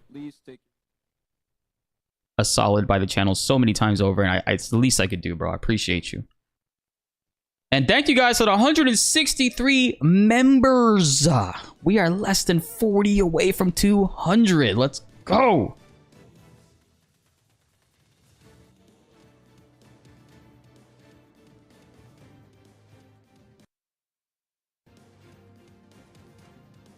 Does the audio sound warped? This is the intro song to Rebirth in the Nibelheim flashback.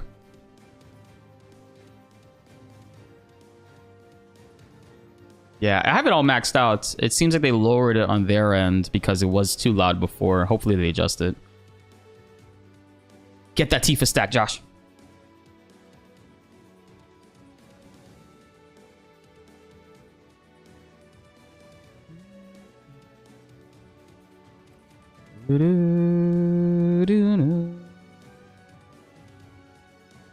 It's a shame that this song only plays once, and it's in the intro. I kind of would like for it to play multiple times. Let's go, Josh. Thank you so much for the Tifa stack and all the things you do, man. I appreciate you.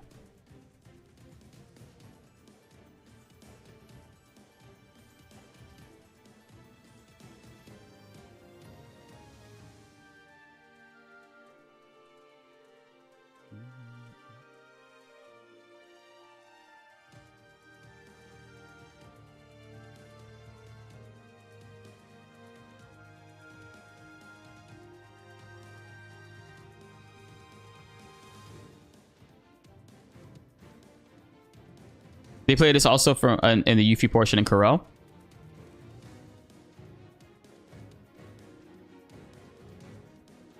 Oh, you might be right.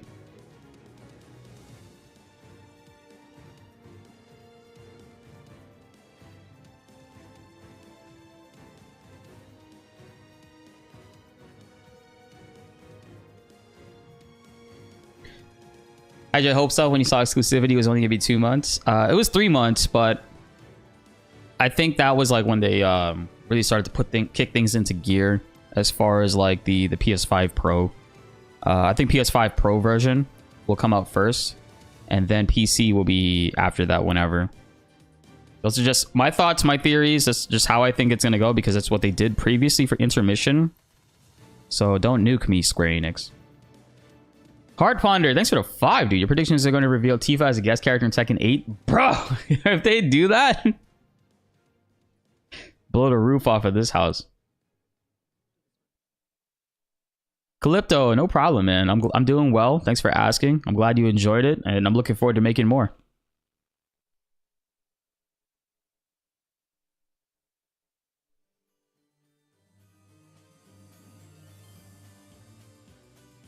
This is Tifa's Gold Saucer song. Because, you know, the Gold Saucer, they have a rendition for every character.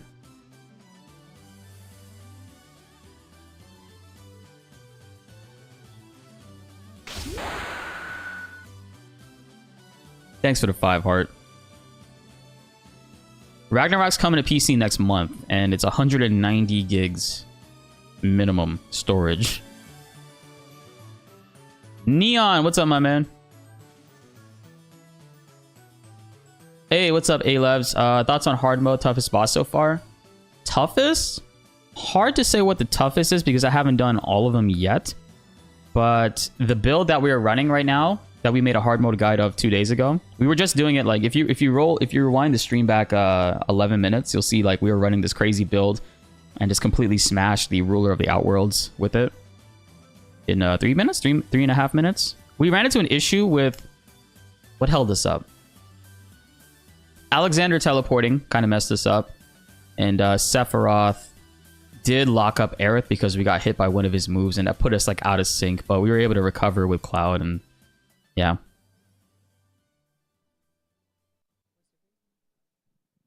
Please welcome to the stage Assam Ashahwan.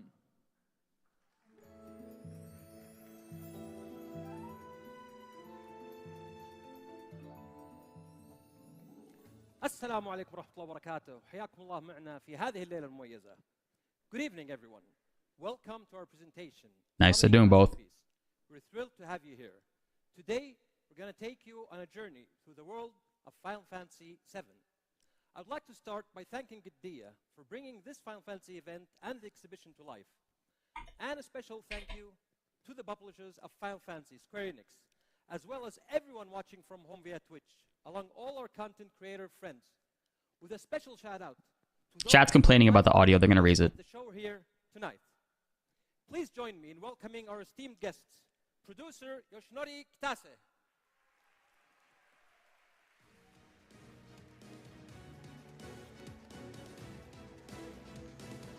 Kitase looking good, man. director Naoki Hamaguchi. I have it maxed out, guys. They lowered their audio a little bit too much when the stream started. All right, it's coming up now. That sounds louder. And last, but definitely not least, our interpreter for the evening, Gavin Puffley.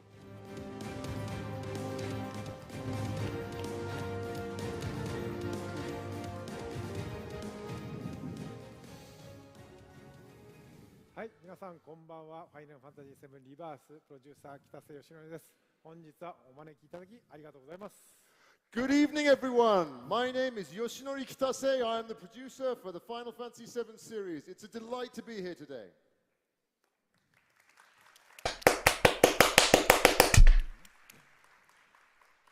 はい、同じくファイナルファンタジー7リバースディレクターの浜口直樹です。 That's my goat. 皆さんに会えるのを本当に楽しみにしておりました。 And I am Naoki Hamaguchi. I am the director of the same game. I'm really glad to be able to see all of you guys today.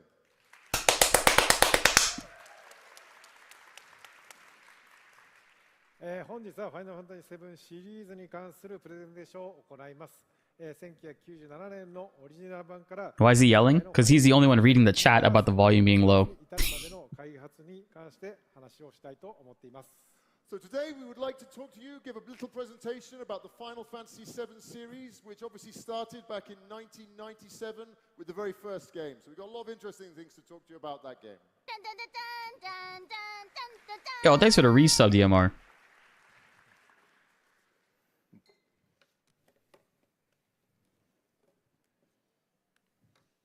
Oh, we got a presentation.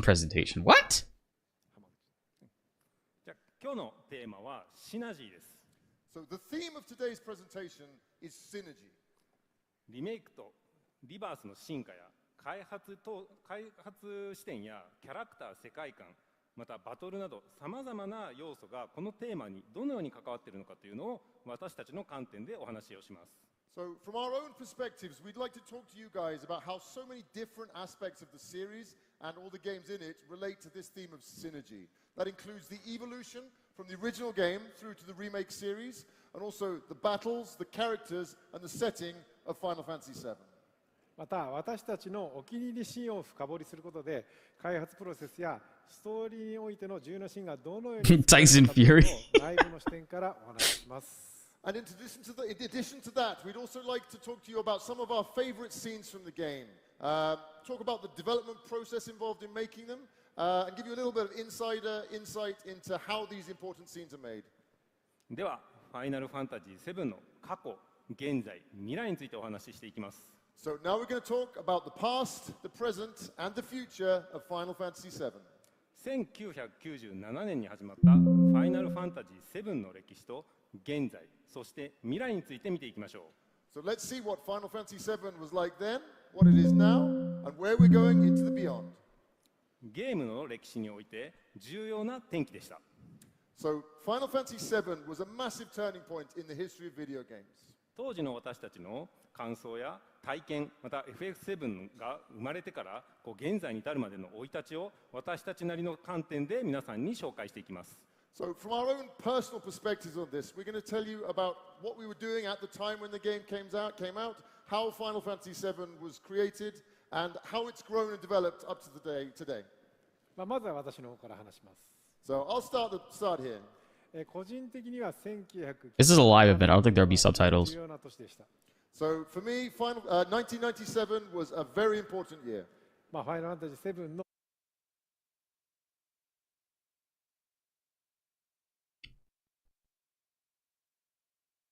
They didn't set up their scenes properly. So in both my private and my working lives, there were massive changes because there you go. The very week before we mastered up the final version of Final Fantasy VII, my eldest son was born. 一方で That feels a little louder. 業界ではその前年にマリオ64というゲームが出て、その 3D スティックを使用した、3D アクションゲームが、登場したので、ゲームの新しい新時代を感じさせる年でした。 And at the same time, in the gaming industry, 1 year before, we'd seen the release of the Nintendo 64 with Super Mario 64. And it really felt to me like this was the start of a new era in video games, where we were seeing 3D action games controlled using the analog stick. また当時の我々の開発チームはどういう状況だったかというと、現在とは大きくかけ離れていて、組織としてはまだまだ緩くて、スタッフ各人がそのフラッシュアイデアのように思いついたことをすぐに 2,3 日でゲームの中に実装するなど柔軟性があるまだ開発体制でした。 So the way that video games were made back then was quite different to the way we structure our teams now. And the development team on Final Fantasy VII was still very loose, very unstructured. And we had a lot of freedom, so that meant that if we thought of a good idea, we could work hard and get it into the game in about 2 or 3 days. まあそんな状態なので、本当にすごい巨大な大きなプロジェクトを効率的にかつ非常に分業化されたこうシステマティックな開発っていうのはまだまだI lowered my mic a bit. They're just a little too low, that kind though. of freewheeling, easy, just loose development structure was not optimized. It certainly wasn't right for large-scale projects. We could not do those kinds of projects under that structure at that time. まあファイナルファンタジー7、ファイナルファンタジーシリーズはその7以前 They're は on different energy キ lengths. ャラクターやストーリーのドラマを大事にしてきていたんですけども、まだゲーム的な表現としては 2D の表現だったため、非常にこうなんだろうな、ドラマの表現に関してもコミック的な表現にとどまっていました。So the Final Fantasy series up to Final Fantasy VII had really prioritized the storytelling and the dramatic narrative. However, because of the technology we had available, we were only able to use 2-dimensional sprite characters. No way. That really meant that the expressive power and the depictions we could do were kind of limited. We could only really do stylized comic book style action. まあそれが FF7 で、非常にカメラワークやアニメーションなどが非常に演出が加わったことによってより映画ライクなドラマチックな、演出として、非常にね進化しました。So with Final Fantasy VII, that all changed, and the introduction of 3D CG allowed us to be much more cinematic in our approach with advanced camera work, moved that much closer to what you see in film. I think they're trying to adjust the audio in the background. 前景を冒頭で描いて、それがカメラワークがそのぐーっと近寄っていくと、そのまんまゲームプレイ画像になるっていうので、Bro, I got this shit maxed out. 描いたビジョンが現実化した時は非常に感動した覚えがあります。And I can remember when we were working on the game, and I first saw the scene, the opening scene from Final Fantasy VII, where the camera pans in over the city of Midgar, and then seamlessly transitions down into It's the crazy gameplay loud action. on my And at end, that point, I was really touched, and I felt, yes, this is our vision for the future but of the our game. audio just is not ゲ going ーム through, の man. 発売直後、当時ですね、発売直後非常に大変なこうファンの方からの大反響をいただき、特にねキャラクターに対する愛情や皆さんのね、Talking louder than his shirt. 非常に感じることができました。So after the game came out, we had a huge amount of feedback and a lot of love from the fans in their reaction to Chat, our you're game. stupid. And amongst that, I felt that we had a special love among the fans for all of the characters. I gotta use the bathroom, yo, その chill. ね皆さんの期待を裏切らないようにこうキャラクターをね大事にこの作品を作っていこうと思った次第です。That really made us feel responsible for how we grew and developed those characters. Yo, We really Reezy, couldn't, I have the opposite disappoint the experience, fans actually. or That's funny. betray their Remind me, I'll trust tell you in how these after. characters would be. まあファイナルファンタジー7らしさにまあ忠実であり、さらにね進化をさせねばっていう Yo, 思い James, が with the Prime, dude, 当時 thank からあ you. ったのと、またその先ほど言ったようにファンの方からの皆さんの熱い意見がありまして、その開発側の思いとファンの方の熱い思いがシナジーを生んだことによって我々のその後のね創作意欲の非常にねその創作意欲の非常にこう支えになっています。So that's where we see our first point of synergy here, with that responsibility and that pride we felt in Final Fantasy VII, that we have to be loyal and faithful to what Final Fantasy VII is and its essence, but at the same time we wanted to evolve it and take it further. And that really combined and synergized with the passion and the love the fans had for the game and all their suggestions for what they wanted to see in it. And it really did create a great motivation for our team in our creative endeavors going forward. では私の体験をお話しします。 So I'll talk about my experiences of those days. 原作の「ファイナルファンタジー7」が発売された1997年の頃、私は中学3年生でまさに高校受験の真っ只中でした。 So back in 1997, I was in my third year at middle school, and I was just coming up to take my entry Eighth grade? exams to get into high school. 確か中学高校受験とこうファイナルファンタジー7の発売 So, に my 近くてですね、 cousin was こう when he showed 試 me 験が終わった FF7. 後に急いでこうファイナルファンタジー7をプレイしたのを今でも覚えています。 And I remember very well that my final exams to get into high school were really close to the release of Final Fantasy VII. So I can still picture that, myself running quickly away from my final exam, rush home to play Final Fantasy VII. プレイステーションファンでファイナルファンタジー7が発売されたということはゲーム史における新たな時代の幕開けです。 And I think with the release of Final Fantasy VII on the PlayStation 1, it really did signal the start of a new era for gaming. ストーリーテリング、グラフィック、ゲームプレイなど大きく進化しました。 So there were massive Fuck. I think if there's leaps any forward time for me to use the in bathroom, it's right now. graphics, in Give me a sec, gameplay, chat. and also in storytelling. これまでの 2D ドットのゲームから 3D のポリゴンにゲームがシフトしたことで、映画以上のエンタメ体験がゲームで可能になりました。So with that evolution from 2D pixel graphics through to 3D CG, it really was where when it showed that games can create even better, more dramatic experiences than cinema could. 原作の FF7 についてメディアやファンから必ず聞かれる質問があります。So there's always one question I get asked by both the games media and by fans about Final Fantasy VII. ファイナルファンタジー7を初めてプレイしたときに最も記憶に残っているのは何でしょうかというものです。They always ask me, when I first played Final Fantasy VII all those years ago, what was the biggest memory, the most important impression it left on me? 私はいつも必ずこう言います。And I have one answer for that question. それはエアリスの喪失です。It's when you lose Aerith. Thank you.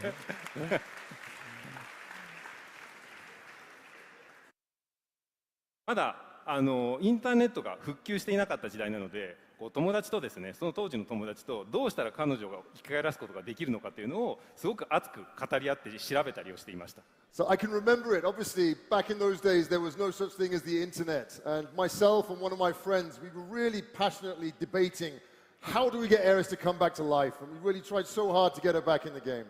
今振り返るとそのようにこうしてたゲーム体験っていうのもやっぱ当時の楽しさだったんだなというふうに思います。And looking back on it now, I think that was really one of the great things about that time, and just one of the ways people had fun back then. また多くのファンがファイナルファンタジー7に惹かれた魅力の一つは世界観が豊かというところにあります。So I also think one of the main They reveal reasons why part so many 3? people are drawn to Final Fantasy VII is because of the richness and the variety in its setting. 魅力的なキャラクター、サイバーパンクやリゾート、欧米文化。They disabled the replay feature, so I can't go back. Damn. 多彩な世界観でロケーションや街を構成しているといった素晴らしい、世界観が構成されていました。The world of Final Fantasy VII is made up of so many wonderful disparate elements. The sound of me in the bathroom was louder than this stream. You've got areas inspired by cyberpunk. All right, you know what? Hold on. You've got classical. Chat, what's that Chrome extension to enhance the volume? Asmongold has it. And you also can't forget the fact that all of those disparate elements are tied together in an amazing storytelling. 当時ここまで緻密に世界観ゲームを表現していたものは他になく異彩を放っていたタイトルと言わざるを得ません。And I really do have to say that certainly back in the day there was no other game out there which did such a detailed job of showing such a rich and varied world. 27年前に一人のファンであった私がこのタイトルにこうして関わっていることはとても幸せなことです。I got a fucking ad? A Square. lunchbox icon. Oh, hey! The other freezer burned again. Uncrustables are the best part of the sandwich. Sorry, Crust. We all have moments too important to miss. Exxon and mobile stations are here to fuel them.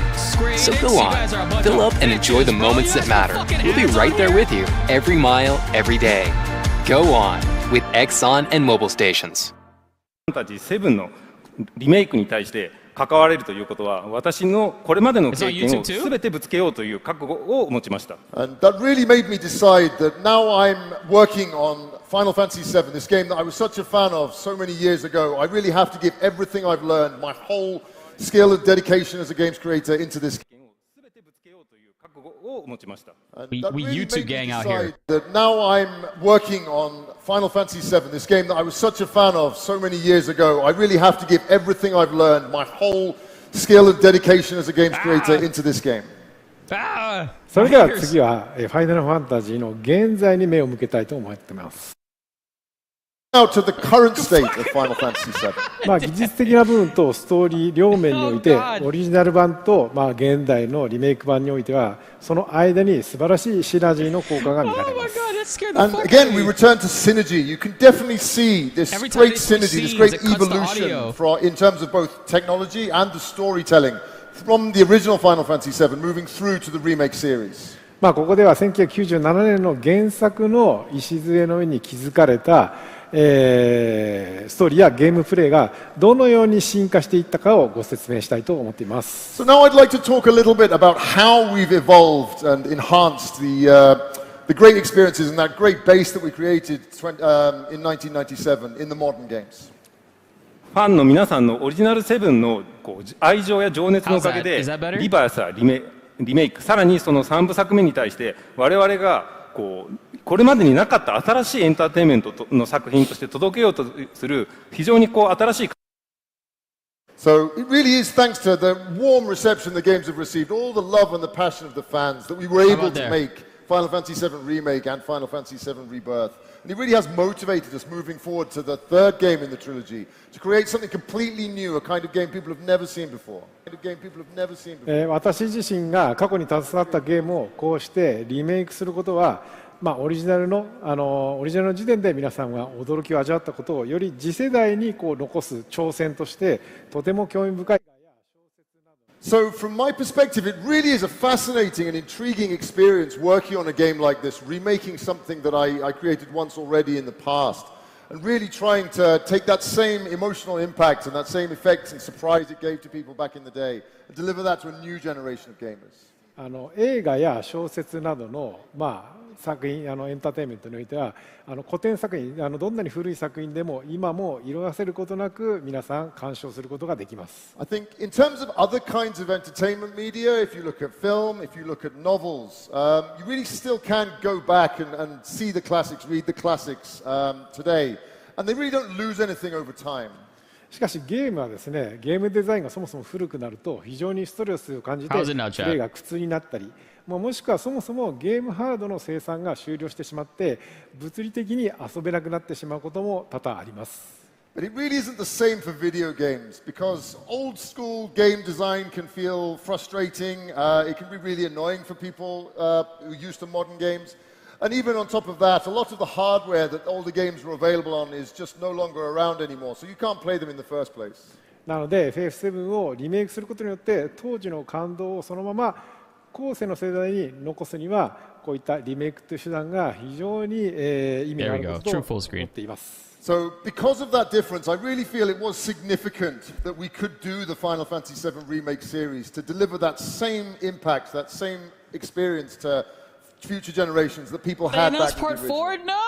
北さんのようなオリジナルの開発者のアイデアとまた私のように一ファンとしてオリジナルをプレイした新しいクリエイターのアイデアを合わせることで開発チームは一丸となって進めてきました。So the development team really did come together and work as one unit when we combined our experiences. They got 4 chairs up there. Who's the extra person that's going to come up? Like Mr. Kitase here, as well as people more like myself who are just fans of the game when we. And they have a lot of water. そうすることでクリエイター同士のシナジーが発生し、より高まってきます。And that really shows the synergy between different creators, and that really pushes us all to the next level. こうしたチーム内の協力関係のおかげで長年のファンと新規のファンをそれぞれ引きつけるような素晴らしい作品へと生まれ変わることができます。Nomura doesn't do camera appearances anymore. It's for Maximilian, dude. It is today, which is something that can appeal to both fans of the old original Final Fantasy VII and also. I should do the max. Just leave the room and just walk on stage. 現代のゲーム制作は非常に高度化して、ハリウッド映画の大作の制作に匹敵するほどの制作体制になっております。Now, the way that video games are made in the modern day is so refined, so systematized these days, and in a lot of cases, it really can rival the biggest Hollywood movie productions in terms of scale. Bro, I feel like I'm playing Metal Gear Solid 2. 開発体制ではすぐにプロジェクトが頓挫してしまうことになります。I feel like I'm playing Metal Gear Solid 2 and Snake is like in the tanker trying to take photos of Metal Gear Ray. We had 27 years ago with the original Final Fantasy VII, I think we'd be in trouble very quickly. 一つのシーンを作り上げるにも多くのチームや多くのスタッフが複雑に関わっているので少しでも一つの工程が遅れてしまうと全ての制作進行に影響が出てしまうのです。Modern games are made by so many different teams with their own specializations, working in a really complex and interconnected way. We're going to be playing Metal Gear Solid all on stream just now. I want to learn how to do the MGS3 speed run. Massive impact on the overall development schedule. ここにいる浜口を中心とした今の開発チームに関しては、ここにいる浜口はプログラマーの出身なのでそのゲームデザインはもとよりその技術や制作工程の面でも非常に現代の対応しているので、1997年の当時のフルボリュームの FF7 でも現代の技術 Guys, I'm an uncle for like the 12th time. But we really have to thank our development team. And Mr. Hamaguchi here was originally a programmer. So that means as well as having a really great sense for what makes games, he's also so knowledgeable on the technical side of things and how to manage the work. Unk status officially. I really think it is. Let's go! We had 200 likes. Chat, we got 600 people in here. Why do we only have 200 likes? I gotta get louder than this guy. To get 600 likes. Thank you guys, thank you chat. Bro, that jump scare was hilarious. When I cranked the volume booster up and then they switched scenes and audio cut out and then it was like ear rape. Crazy. So one thing we really paid attention to when making Final Fantasy VII Remake was thinking of the fans of the original game. Let's go! We're almost at 250! We were faithful, we were true to what the essence of the original game was. We didn't want to change that. But we really did want to add in new, different elements as well, so they would have an exciting and fresh experience. から新規で新たにファンになってくれた方も多くいます。And in addition to the old fans, we have a lot of new fans who came to us with the remake series too. 例えば今日開催であるこのリアドなどの中東の地域やまた東南アジアなどのゲーム市場が今非常に発展している国では非常に若い人たちがファイナルファンタジーリメイクに対して興味を示してくれています。And we see that today here in Riyadh, in places exactly like here, the Middle East, also other places like Southeast Asia, where there's a really big sudden growth in the video games market. And we see so many younger fans coming in who are really resonating with Final Fantasy VII and the remake series.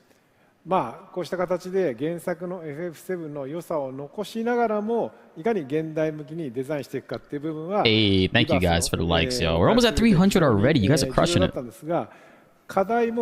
Davey, what'd you say?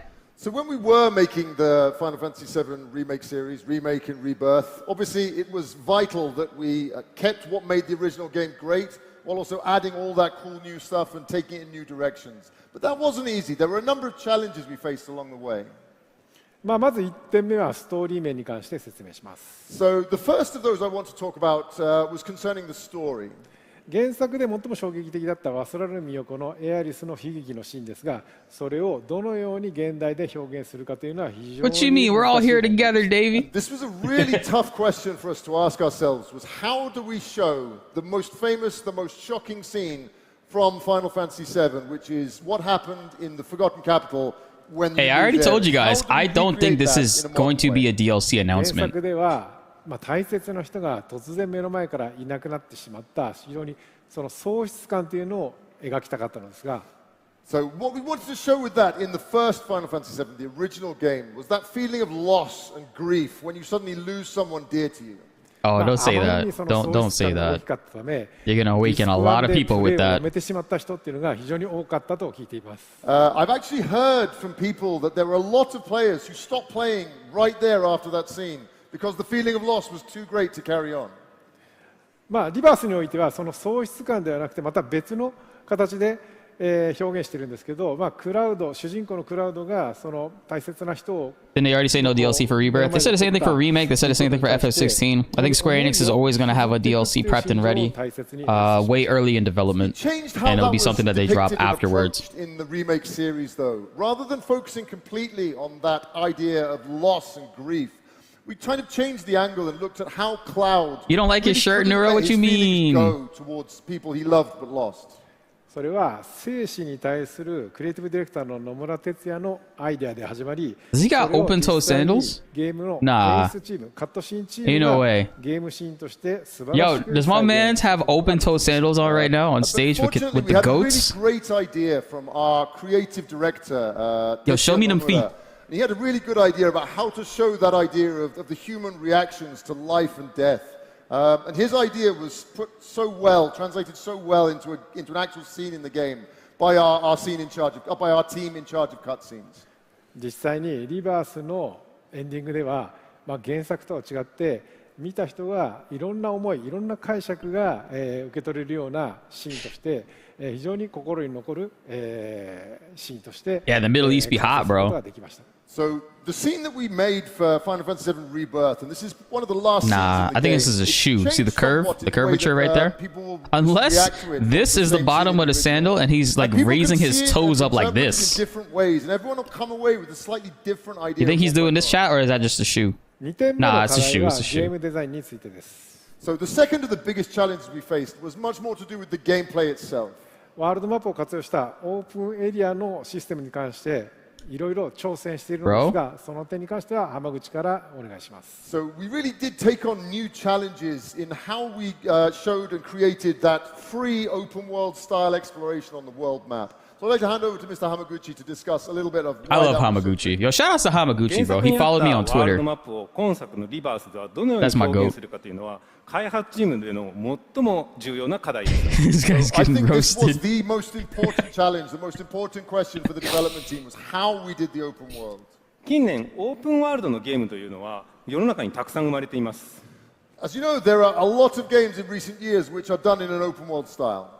ただある一定の区画を切り出してそこをオープンエリアで探索するというものが非常に多い。They got a lot of chairs, bro. The majority of them, even though they let you explore a large area, it's still just one cutaway segment of a much larger world. Let's tune into Baby Seal stream real quick. 全世界のスケールの At the very beginning of the development, this is the biggest challenge we have to overcome in this development. 本当の世界をリアルスケールで表現するというのはゲームではさすがに難しいです。So actually trying to recreate a whole planet in one-to-one real scale in a video game is incredibly difficult. ただし世界を実際に体験しているような Does you chat love the translator shit too? Yeah. ゲームとして制作可能なところっていうのを定めなければいけませんでした。But what we had to do was make it at a scale which actually gave you that feeling that you are traveling around the planet in real scale. In. But it also had to work as a game. I said my chat's roasting this man more than his toes. そのため開発の最初の1年は開発チームと何度もDid you notice that ワールドマップのサイズを定めました。And that's why for the whole that Hamaguchi got some dental work. He looks good. Trial and error to No way, he did? Exactly the right size would be for the whole world map. ワールドマップの広さが決まった後はそのワールドマップの中にさまざまな遊びを入れるためにミニゲームを含めたさまざまな要素を Oh, he did. 組み込んでいました。But the next step after we had the size for the world, his teeth are different. That's good. Fill the world with enjoyable things to do. That hey Gene, welcome in. Games. And we set out to design and plan exactly what you would be doing in this massive world. そしてリバースの中に制作された魅力的なワールドマップが完成したんです。And that's how we wound up with the really exciting, appealing world map that filled the world with enjoyable things to do. That included all the mini games. And we set out to design and plan exactly what you would be doing in this massive world.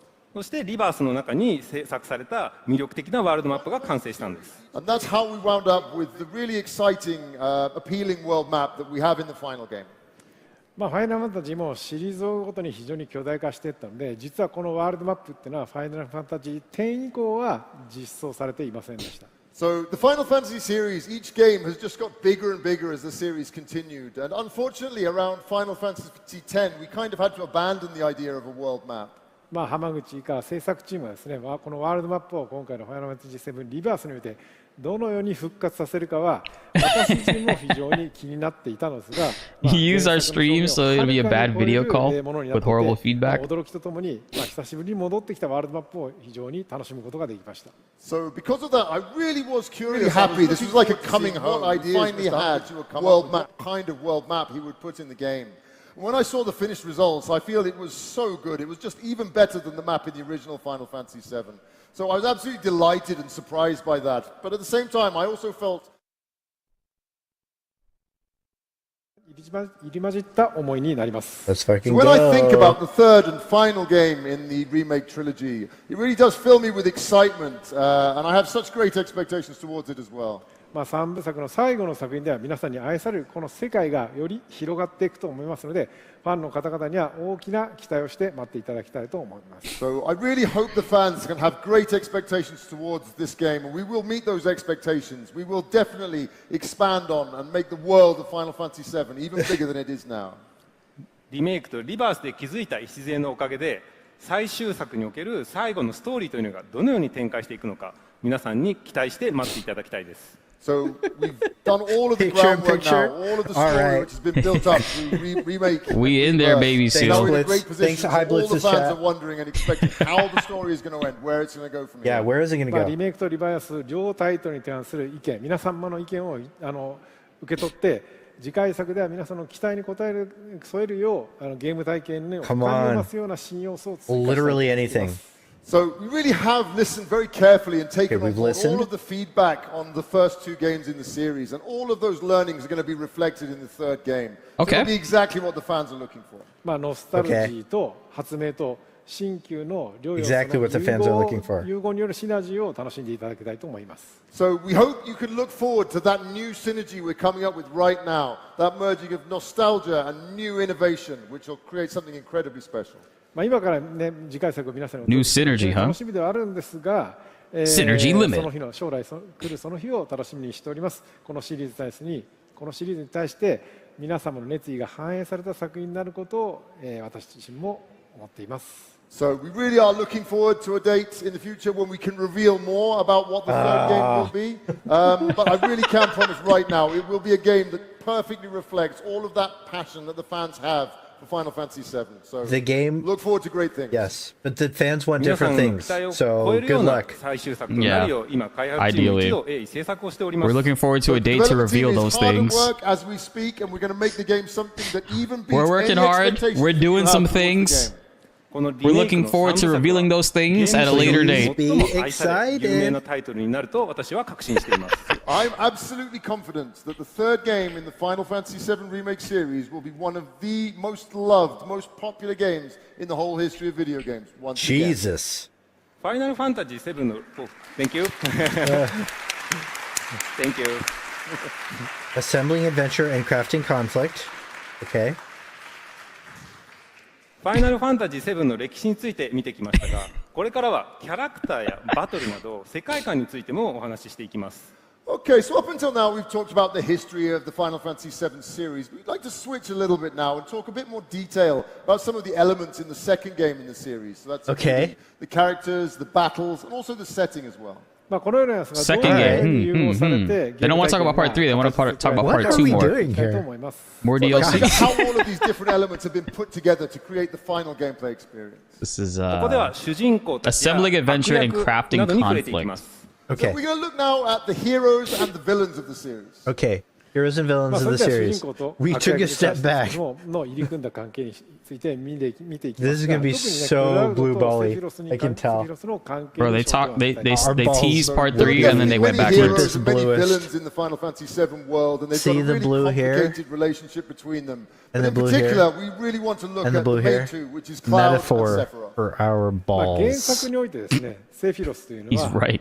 まあ当時はですね映画のねジョーズの演出を参考にしていました。それはどういうことかというと、まあジョーズもそうなんですけど、前半には全然姿を見せずに They're gonna. I feel like they're gonna eventually sit down on those chairs. They have to, right? It'd be really weird if they put out 4 chairs with all that water and nobody drank them or sat in them. どんどんプレイヤーに植え付けるような演出をしていました。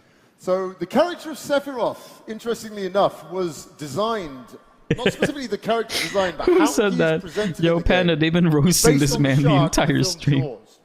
And what I mean by that Okay, is, we've if you think about always it, in the thought first that. half So of this Final is- Fantasy VII, wow. you don't see Sephiroth directly. You see things he's done, you hear rumors and bad stories about him, and it builds up that fear and that apprehension of who this guy It was really is. based You don't on actually see Jaws. him for real. Yeah, I've never seen this Zack Yeah. render. Is this new? I've never seen the Zack render, Oh, in the chat. Omega 隠した interview. 存在のように隠した存在で演出するのはやめて、早い段階から何度も何度も姿を見せる演出に変えました。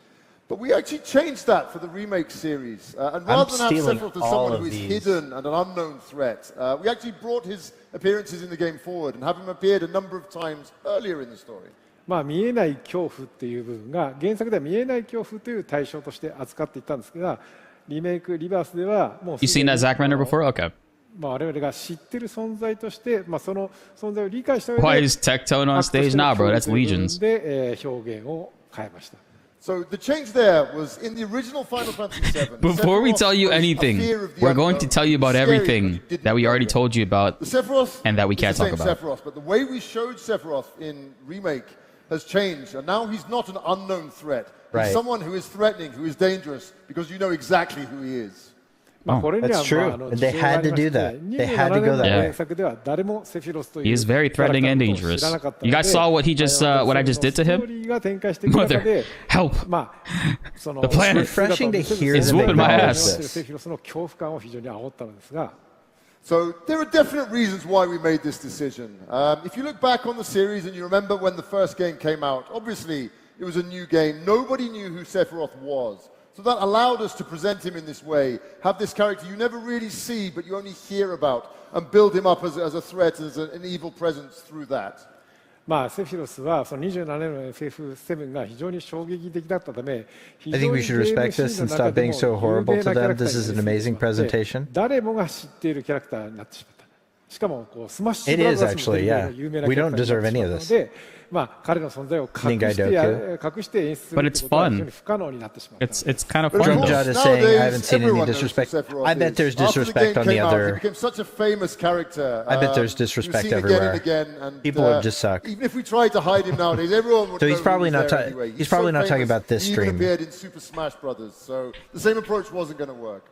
そういうことで、ファイナルファンタジー7、当時の7がヒットした We only 影 respect 響 around で here, chat. リメイクでは話を変えなきゃならないという、リメイクならではの悩みが出たアイデアだったのです。So when it came time to make Final Fantasy VII Remake, we felt we had to change that presentation of the character. That's something that only really comes up. It's a fascinating development that only really is possible. This guy probably speaks and understands like 6 different languages, way more than I So do. please allow me to add one thing to that. 原作ではミドガルズ・オルムがセフィロスに殺された姿、後の姿だけをユーザーは見ることができましたが、今回のリバースでは You know, now that he's pointed it out, I can't stop looking at it. Hamaguchi's teeth look really good. ところがゲームの中で体験できるようになっています。 So in Final Fantasy VII, there is one monster called the Midgar Soma, and if you played the game, you'll know this. But in the first Final Fantasy VII, the original, you didn't see the creature alive. You found it after Sephiroth had killed it, and you saw only its remains. Yeah. And in Final Fantasy VII Rebirth, we changed that. So you actually now see how Sephiroth killed something so frightening on his own. そうすることで原作以上にクラウドにとってセフィ It ロス also を could 脅威に感 be じ、 Cloud that did it, because it was the finishing touch animation, so you never know. We were really careful with how Cloud's we perspective, presented it was this. Sephiroth. They didn't To see make that. sure It could have been through Cloud. showing what Sephiroth can actually do, he's now positioned as an even greater threat to Cloud. And you can see that fear from seeing his actions firsthand. では次はクラウドやセフィロスの関係だけではなく、プレイヤー同士の関係についても話していきます。 So I'd like to move on now from not just the discussion of the relationship between Cloud and Sephiroth to talk a bit more about the other characters in the game and how they relate to each other. パーティー同士のですね、関係性によってゲームプレイの構成にもまたストーリーへの Maybe 没入感に Q&A も later 影響が生まれますので、 is the chairs. 訴求力あるゲーム体験が可能になります。 So the What do you mean it could have been relationships Cloud? between different characters in the party affect so What I many mean is, things. They influence the gameplay. If you look at the perspective, right, Cloud goes underneath the water with the Zolom, and it's just the Cloud and the Zolom. The party never sees Sephiroth. He even says Sephiroth, and the party's like, we didn't see him. And if you look at the animation of when the Zolom gets spun around and thrown up, it's actually the same animation as Finishing Touch, or at least very close to it, the limit break that Cloud has. So it could have been Sephiroth controlling Cloud and making him do that. 複数の役割が調和することで、より挑戦的なゲームの深みのあるストーリーテリングが可能となるのです。 This enhanced the possibilities for storytelling in the game as well by having different characters with different roles and asking the player to align them and make them work together.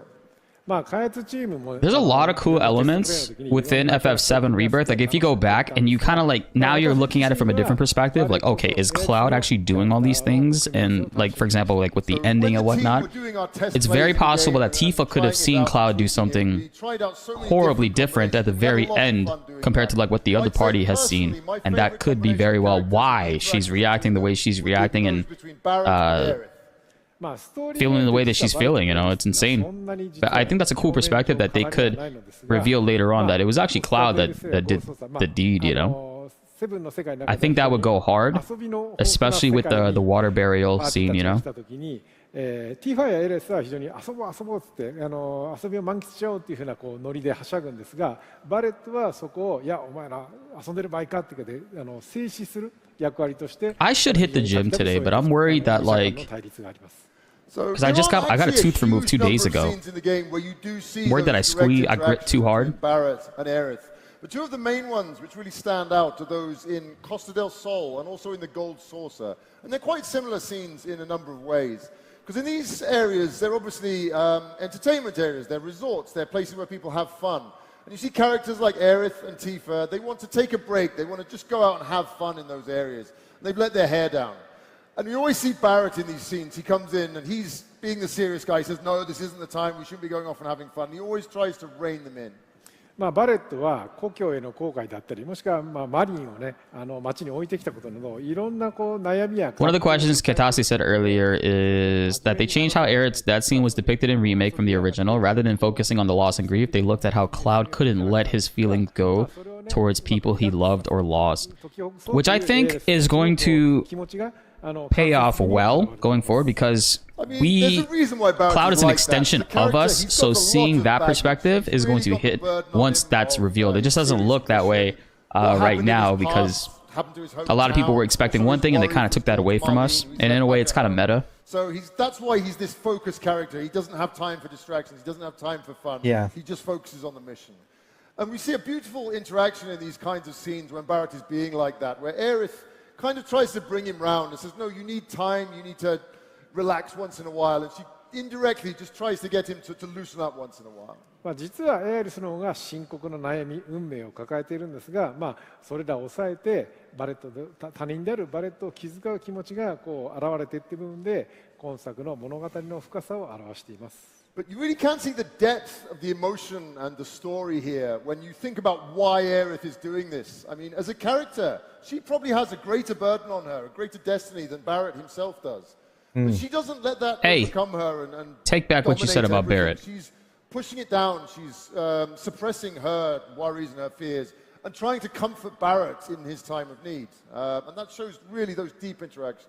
そうした2つのキャラクター間の入り組んだ関係はもうストーリーはもとよりそれがこうバトルのね、感情面でのバトルの反映にも、することで、今回のゲームには深みが出ています。And these bonds, these relationships between the characters aren't just shown through the story scenes. They are also an integral part of the combat as well. 私はですね、バレットとレッド13の関係が非常に好きです。Good morning, Kizan. So I actually really like the way that Barrett interacts with Red 13. Yeah, I can't help you with that, Peter Vickers. Holy the shit. stream itself. You'll just have to turn it up. There's lightning in the background. It looks really sick. They often bicker, they often banter with each other, and they look like they're insulting each other. But there really is that strong trust between them. Questions I have answered. Why the game didn't sell well, despite many saying the game is good. That's probably not a question that'll be answered because it's not officially true. Like there's been weird extrapolations, but the devs have never ever actually come out and said the game didn't sell well. There's been financial reports where it says HD games didn't meet, but they've never specifically pinpointed Rebirth sales. Yeah. I wonder what it's going to be when we find it out. I feel like it might be 5 mil. The entire party calls Red Nanaki after Cosmo various times. It's pretty cool. We really wanted these kind of scenes in there, so we very much asked Mr. Nojima if he could write them in afterwards. We didn't just want them to relate to each other in the rest of the story. Yeah, I turned my microphone down, which is something I rarely do. Together. They could talk directly to each other, they could fight together, and we could see more about their blooming relationship. 皆さんもゲームプレイの中で好きなキャラクターの関係性を感じてもらえると非常に嬉しく思います。So I'd be absolutely delighted if all of you go away and play the game and find the relationships that really resonate with you among all the characters. Yeah, and for me, it's Zack and Elmira. All right, combat. Oh, fuck. And in terms of the combat, that's a cool shot. Personality each character has, the more interesting their synergy attacks with other characters become. ではここからはゲームプレイには絶対に欠かすことができないバトルについて、さらにバトルの連携についてお話をします。So now I'm going to talk a little bit more about the battle system in the Yo, game. It's an Nakat. absolutely essential part of it. I can't wait for this to come out on PC, man. アビリティを持つメンバーのパーティーを構成を組み合わせしてシナジーを生み出すことが不可 There's 欠 so に many なってい cool ます。 mod ideas I already have. Back on synergy again, this is a core aspect of the gameplay. The idea that you've got all these different party members with their different abilities, their different strengths and weaknesses, and you've got to get them to fight together and work together with synergy to succeed.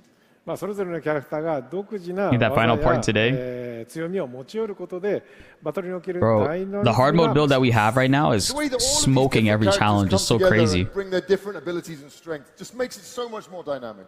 まあバランスのよく取れたチームを作ることの重要性は言い尽くすことができませんが、異なる役割がどのように交わり合い、お互いが支援できるのか戦略的に考えることが重要です。I mean, I really can't stress it enough that it's so important to get the right balance of characters in your party and the differences of their abilities, Nah, their just have Yuffie. capabilities, how you match those together. Truthfully, though, I don't think there's any combination of three players that you cannot make work if you want them to. Yeah, Materia is that good. Which is Is there a how crazy video it with the build? is. Yes, it's pinned I on wouldn't top. expect a PC version announcement until Christmas minimum, by the way. It's pinned on the top of the chat. This breaks FF7 hard mode. 3などの装備システムがあるので、それを使うことでより細かなカスタマイ That's it right ズ there. をしてユーザーに合ったゲーム体験が可能になるのです。And that comes out through the customization system. Each individual character can be customized in many Exactly, different ways. FBD. Through Jeff skill was trees in they have, Japan different recently, and I think most definitely it's going to be something that they talk about either at TGS or Jeff Keighley's event. I don't think it's going to be at Gamescom because I strongly believe FF16 is going to have its PC revealed at Gamescom next week. Was the synergy attacks. 連携攻撃が初めて登場したのはファイナルファンタジー7リメイクインターグレードでのユフィでのエピソードでしたが、リバースではさらにそれが進化しました。So this system was actually first introduced in the Yeah, I see Yuffie your text, episode in Jalal. Final Fantasy VII Remake Integrate. But we took it even further and evolved it into a much bigger thing for Final Fantasy VII Rebirth. When will 16 PC come out? I think it's going to get announced next week, but I don't know when it's going to drop. It could drop September, maybe? With these synergy abilities, each character uses their greatest powers and they combine them together to a new, even more powerful Let me attack. チ see. ームワークが重要となる攻撃であり、バトルシステムのダイナミックなやり取りや戦略的なところにさらに焦点を当てます。 So just to show you guys right here, this is Dion's voice actor in FF16. He tweeted this out 2 days ago. Excited for Gamescom this year for absolutely no reason. And other voice actors from 16 retweeted this, so Ooh, nice.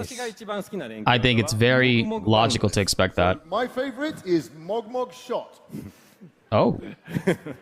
I never used this one. 私動物が好きなんですが、なのでケットシーとThat's how I hold my dog. BltzZ の、連携技にはやはり目が離せません。 So I'm just such an animal lover that I really can't ignore this wonderful, cute combination of Red 13 and Ketchi when they fight together. まあ今映像で出ていますが、レッド13が最後に攻撃をした後に落下をするんですけど、それを To take everything you said about perspective, would it be a combination of both perspective and multiverse theory in which the Maker Summer was going to die by a similar method? I think I love this, yeah. I don't know if I would say multiverse theory per se in that. ファイナルファンタジー7はシリアスなゲーム体験がありながらも、 Yeah, in このような Japanese they say コミカルな Ketoshi. 要素というのも受け入れられると My いうの dog が is small. 非常に魅 He's 力の一つだと 7 思っ pounds. ています。 I think that really is one of the big appeals of Yuffie, Final yeah. Fantasy VII is that even though it's a very serious world and a very Great, serious come. story, Chat wants to see you.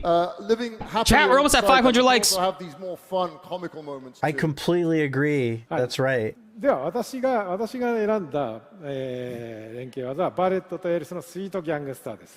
So the one I picked out here was with Aerith and Barrett and their sweet and sour salvo.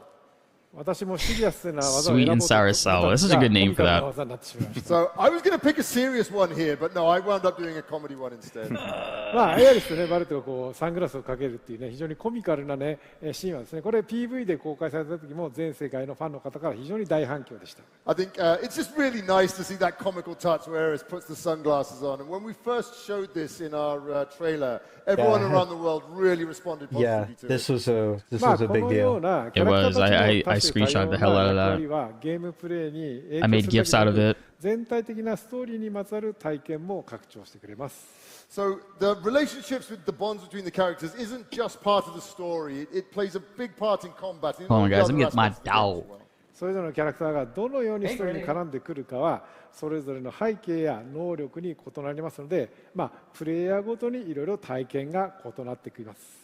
So the way that each character interacts with the others in the story, the experiences you're going to have with them depends on the abilities they have at that time and their backgrounds as characters. And this really can lead to different players having such different experiences with each of them. それではプレゼンテーションの最後の項目となる次のコーナーでは、ファイナルファンタジー7リバースにおいて私と浜口が最も重要と思うシーンをそれぞれ紹介させていただきます。So now we'd like to move on to our final part of this presentation. And in this last section, myself and Mr. Hamaguchi here will Anatomy of a scene. A little bit about one of our favorite scenes from the game and go into a bit of depth on how it was made. まずは私の気に入っているシーンであります。バレットの故郷ダインのシーンです。The Barrett Dine scene. This is the one where you see Barrett and Dine in their hometown. Okay, so the flashback. Poor guy. The one with the very serious mistranslation. He's sleeping. This is the same scene from the original 1997 game. Probably so pissed at me right now. All right, I'm gonna put him on the ground. Sorry, boy. 3D アニメーションで表現されることになりましたが、これを見てる通りまだまだ1997年当時はこうなんだろうかな、まだシンプルな 3DCG でした。So, as I say, Final Fantasy VII was the first game in the series where we started using 3D CG. Nate, how you been, man? But as you can see here, it was still fairly simplistic. New house is awesome, bro. It's so I'm so glad everything worked out the way that it did. It did take a little bit longer than I wanted to, and kind of like prevented us from working on a lot of content. And then so many other things came up that we had to like take care of. But hey, it worked out, and we're here. We really use about 400 polygons in total for the model, and that led to some really stylized design choices. You criminal! How could you wake up such a little guy? Well, he was watching this stream and he fell asleep. No fingers. ここはね、親友ダインが落ちそうになるのを手で捕まるという大事なシーンなんですけど、その肝心な手で捕まるところの手のね表現が非常にシンプルで。Talking about the dying scene. Kitase wanted to get rid of the dying scene. The scene where Dine and Barrett are clasping wrists desperately. But as you can see here, in those days, we couldn't even show the most important bit, which was the hands grabbing together. バレットの表情はもう本当に目がパチパチ2パターンでやるだけの非常にシンプルな表情でした。And Barrett's face, which should be showing real emotion at this point, the only thing we could do to express that was have him blink his eyes. そして27年後の FF7 リバースではこのシーンがこうなります。So the same scene from 27 years ago, remade for Rebirth, now looks like this.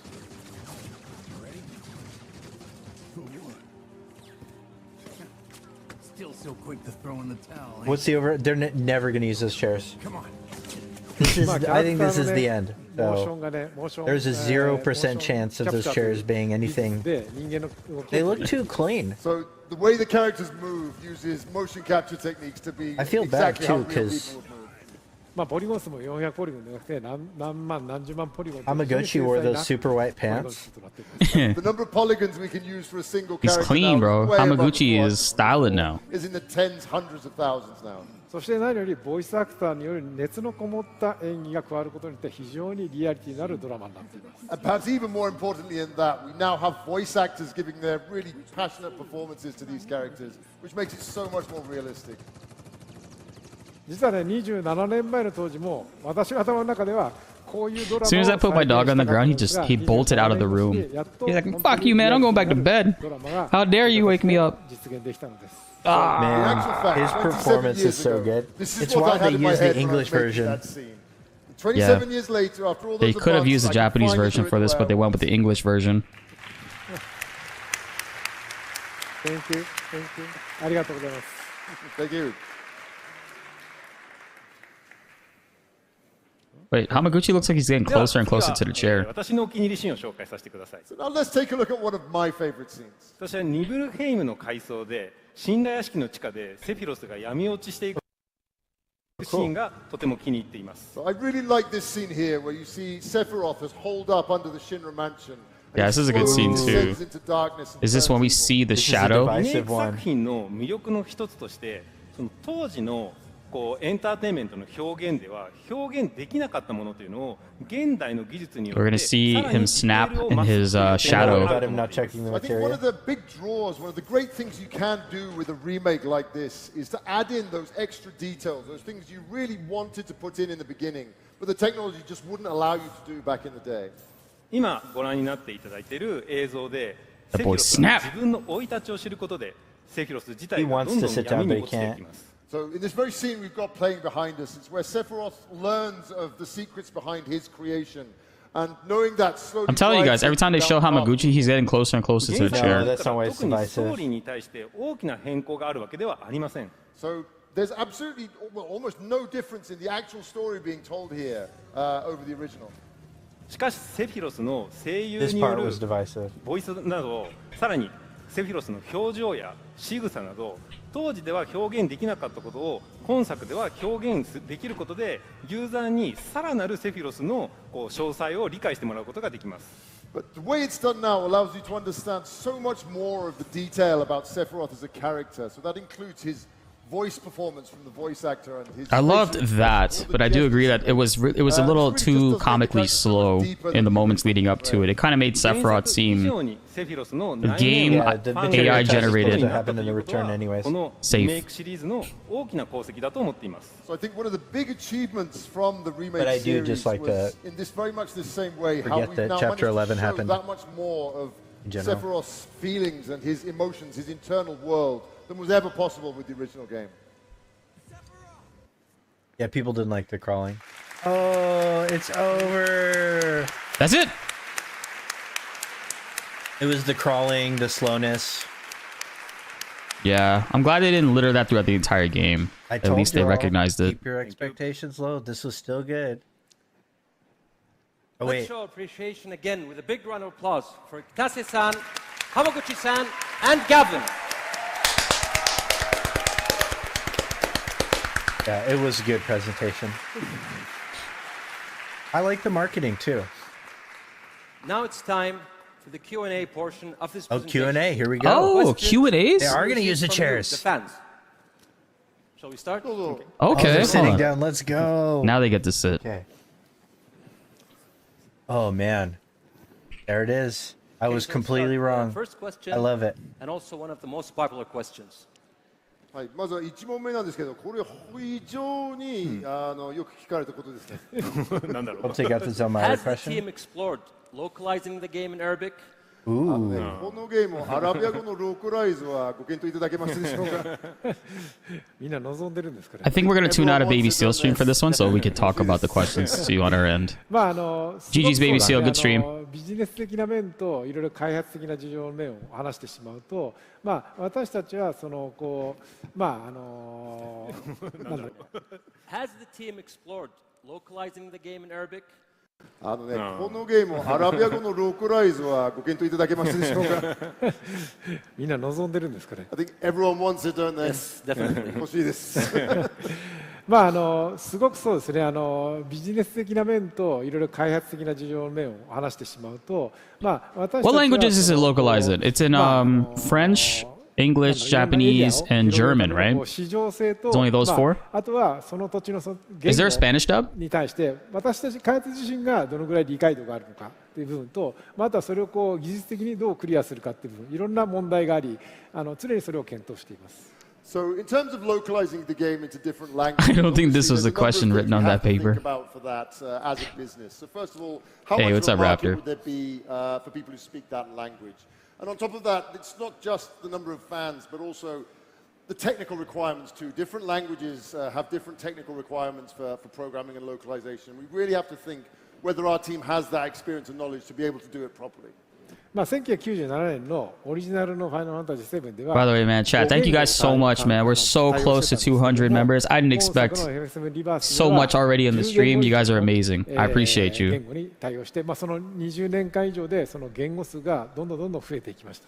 But looking at the developments here, the original Final Fantasy VII was localized, I think, only into 5 different languages. And then after 20 years with the remake series, we've gone, I think we're over 10 languages now. So it is definitely increasing the number of languages that we do translate our games into. 我々もね世界中にファンをどんどん拡散していきたいので、できる限りそういう言語数を増やすことによってこう市場をね拡大していきたいと思っています。And obviously, we want to bring our games to more and more people around the world. So to do that, we have to keep looking into expanding into new languages. That's definitely for sure. アラビア語の対応に関してはね、今すぐ対応っていうのはちょっと正直難しい。Language is a major factor, you know. I mean, while English is one of the most spoken languages throughout the world, you should still appeal to a lot of other regions and be inclusive in that sense. 中東の世界のね理解を開発者として非常に深めたいと思ってきたので、この今回のイベントをきっかけにね。Yeah, and multi-platform, man. PC, Xbox release, like we need everything out there. Nintendo cloud version, we need all of it. So it may be difficult for us to immediately say yes, we're going to localize our games into Arabic straight away, but that's not the end of the story. This really is the first step, and the whole reason why we're here today in Riyadh and we come to the Middle East is because we want to understand on the ground what the market is like, what the Arabic games fans want, and really deepen our knowledge. We didn't know these things before, so hopefully this is the start, and now we've seen what it is like here and what the fans are looking for. Hopefully we can start looking now, and in the not too far future, maybe we'll be able to do that. I'd like to be able to do that myself. Thank you.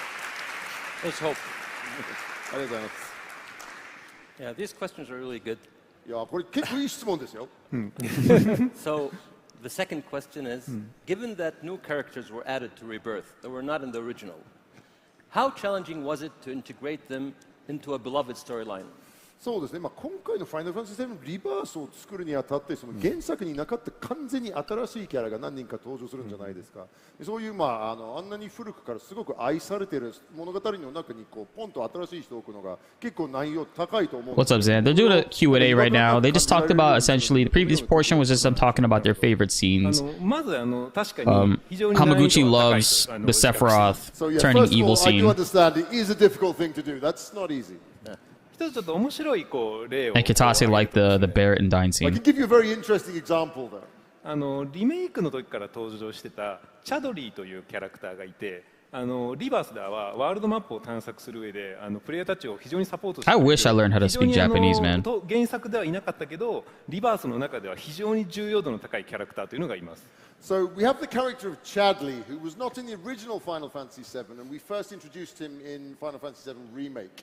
And he appears again in Final Fantasy VII Rebirth. And because of the fact that the game takes place now on the wider world map, he's, again, not a character who was in the original story, but he plays a really important role related to exploring the world.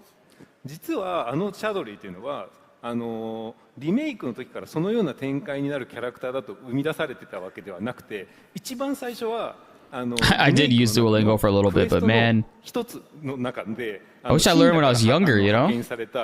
研究員というところから生まれたキャラクターです。But in actual fact, when we first started designing Final Fantasy VII Rebirth, like I wish I took it in high school. I took sign language in high school. Like that only helped me once in one situation. It's a kind of a researcher that the Shinra company had dispatched to go and investigate something. Like being in Florida, most people do Spanish because it's a huge like region for Spanish speaking. So especially South Florida. But I think for like my career and stuff and like what I wanted to do within like YouTube and shit, Japanese would have definitely benefited me a lot more. Yeah, it's not impossible. It's the amount of work you put into it. So for any character in the game, even if they're a minor side character like Chadley, we really try to dig deep into the background and the history behind each character. そうしたことでチャドリーというキャラクターがどんどん深まっていって、そんなただの1回登場する脇役キャラクターではなくて、リメイクの中での通してクラウドたちをサポートするキャラクターから、さらにリバースではワールドマップを探索する上での非常に重要なキャラクターとして成長できたというのは、 Shout out to Clearwater, let's go Central Florida represent. ファンタジーのブランドがキャラクターとか世界観を非常に重要にしながら開発をしているからっていうところとつながるのだと思っています。 So when we were doing the groundwork, working out who this character was, what his background should be, that's when he became a really interesting character, and we gave him a bigger role than we originally intended. Like I say, he started out, he was supposed to be a supporting character, a bit part, and only appear in one quest. But as we started digging into who he was, we felt he needed a bigger role. So he started out as quite a minor character who helped Cloud and his friends out in the original remake. But with Rebirth, as we were going and fleshing out Chadley more, we thought, no, he really needs a bigger role, and that's why he became so important in terms of exploring. The Chadley hate to me is kind of funny. Like, the only thing that annoys me about Chadley is if you accidentally misclick him, it forces you to listen to his dialogue until you can click him again. Outside of that, I don't mind the character. I think that the hate for him is just crazy high. Like when I was at PAX East, there was people talking about, ugh, kill Chadley. I hate Chadley. I'm like, what the fuck is wrong with y'all? And he's a character who we invented, and we thought, yeah, we really hope the fans like this guy in the same way that people like Chadley. He's awesome. Thank you. Okay, sure. They're lying. Okay. You heard the crowd laugh right there? The crowd's like, oh shit, we gotta like Chadley now? So the next question is kind of related. How do you approach managing fan expectations while developing Part 3? Knowing that you're working on such beloved scenes from the original. そうですね。この次のもちょっと関連する質問ではあるんですけれども、その3部作を作ってる中で、やっぱりこんだけ愛されてるストーリーのこう完結編を手掛けてる中で、そのユーザーからのこうなんていうんですかね、そのファンの期待管理をどのようにアプローチしてるのでしょうか。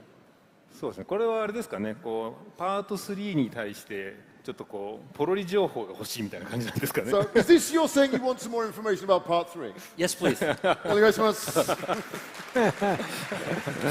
そうですね。まあちょっとこう今の時点で言えることと言えないことがあるんですけど、私自身こうリバースもそうですけど、この3部作目もそうなんですけど、このゲームをこう設計するコアなこう要素としてすごく気をつけていることがあります。Okay, so there's not a huge amount I can tell you now, but I can give you a bit of an explanation. Certainly, this applied to Remake and Rebirth, and very much the third game too, but there's some very important elements that we have and we have to have when we're developing these games. やっぱ「ファイナルファンタジー7」っていうのは非常に昔からこう多くのファンがこうあるタイトルなので、必ずその原作のこう誰もが思い浮かぶ要素というのをこうゲームの中の中核に添えるべきだというふうに考えています。So the way we look at Final Fantasy VII and the experience of people playing it is there are these core elements from the original game that if you played the original game, you will definitely have in your mind and everyone will have visualized when they think about that part of the game. And those have to be at the core of the remake too. ちょっと少しここからがもしかするとネタバレというか情報がこうポロリしてしまうかもしれませんが、そうですね。皆さん3部作目のこうゲームのこう体験するこうパートをちょっとイメージしてみてください。So, okay, I may give away some spoilers I really shouldn't at this point, but we'll do it anyway. Everyone who's played the original Final Fantasy VII, if you could now think in your heads about the section of the original story that will be covered by the third part of the series. イメージできましたかね。Managed to get an idea? いいですか。私は3部作目というところをイメージするときに最初にやっぱりこう浮かぶ2つのこうポイントが浮かびます。So when I think about that part of the original story, there are definitely two things that come to my mind first. 皆さんと合ってたかどうかを答え合わせさせてください。I want to check if it's the same as what you guys had. 一つ目はハイウィンドです。The first one is the Highwind. Yes.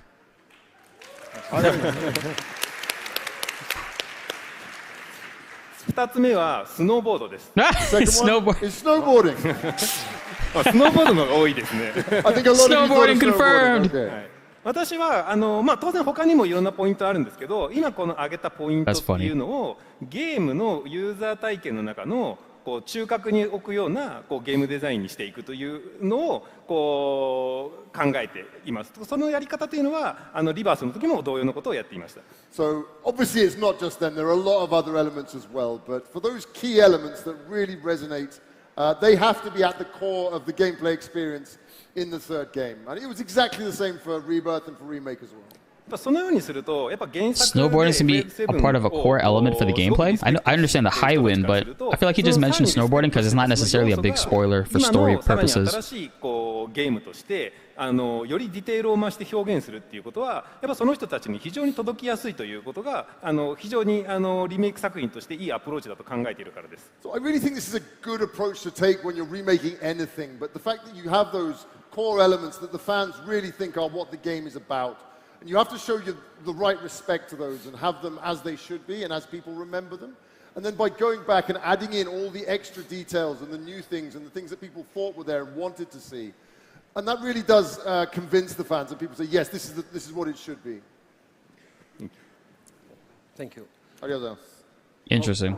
The next question kind of confirms what you just said. The mini games in Rebirth were a delightful surprise. Chicken catching, snowboarding, to the series. Highwind, of course. Maybe they'll make snowboarding a big set piece to get to the inn. Wouldn't it be the opposite, right? Snowboarding was technically before. Maybe they could have it opposite then. Like you snowboard to get down the hill to get to the inn. They rearrange things a little bit.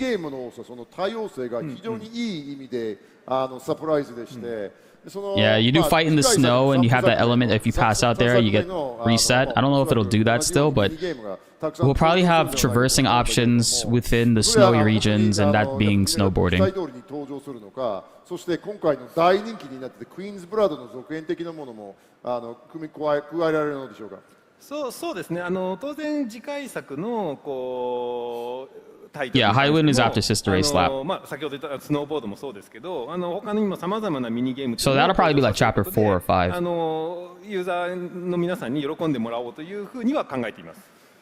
Yes, we definitely want to add in new mini games. I mean, I mentioned snowboarding just now, but not just that. Or we want to add loads of other mini games. The fans are expecting. We really do want to make the mini games a great. Expand on Queen's Blood. あとクイーンズブラッドですね。非常にこう各こう世界からですね非常によく聞かれます。非常に愛されている。I think Hamaguchi has Invisalign on. 実感しています。 And yeah, Queen's Blood, you're absolutely right there. We get such a great reaction for that one from everywhere around the world. I think we really do understand a lot of people love that game.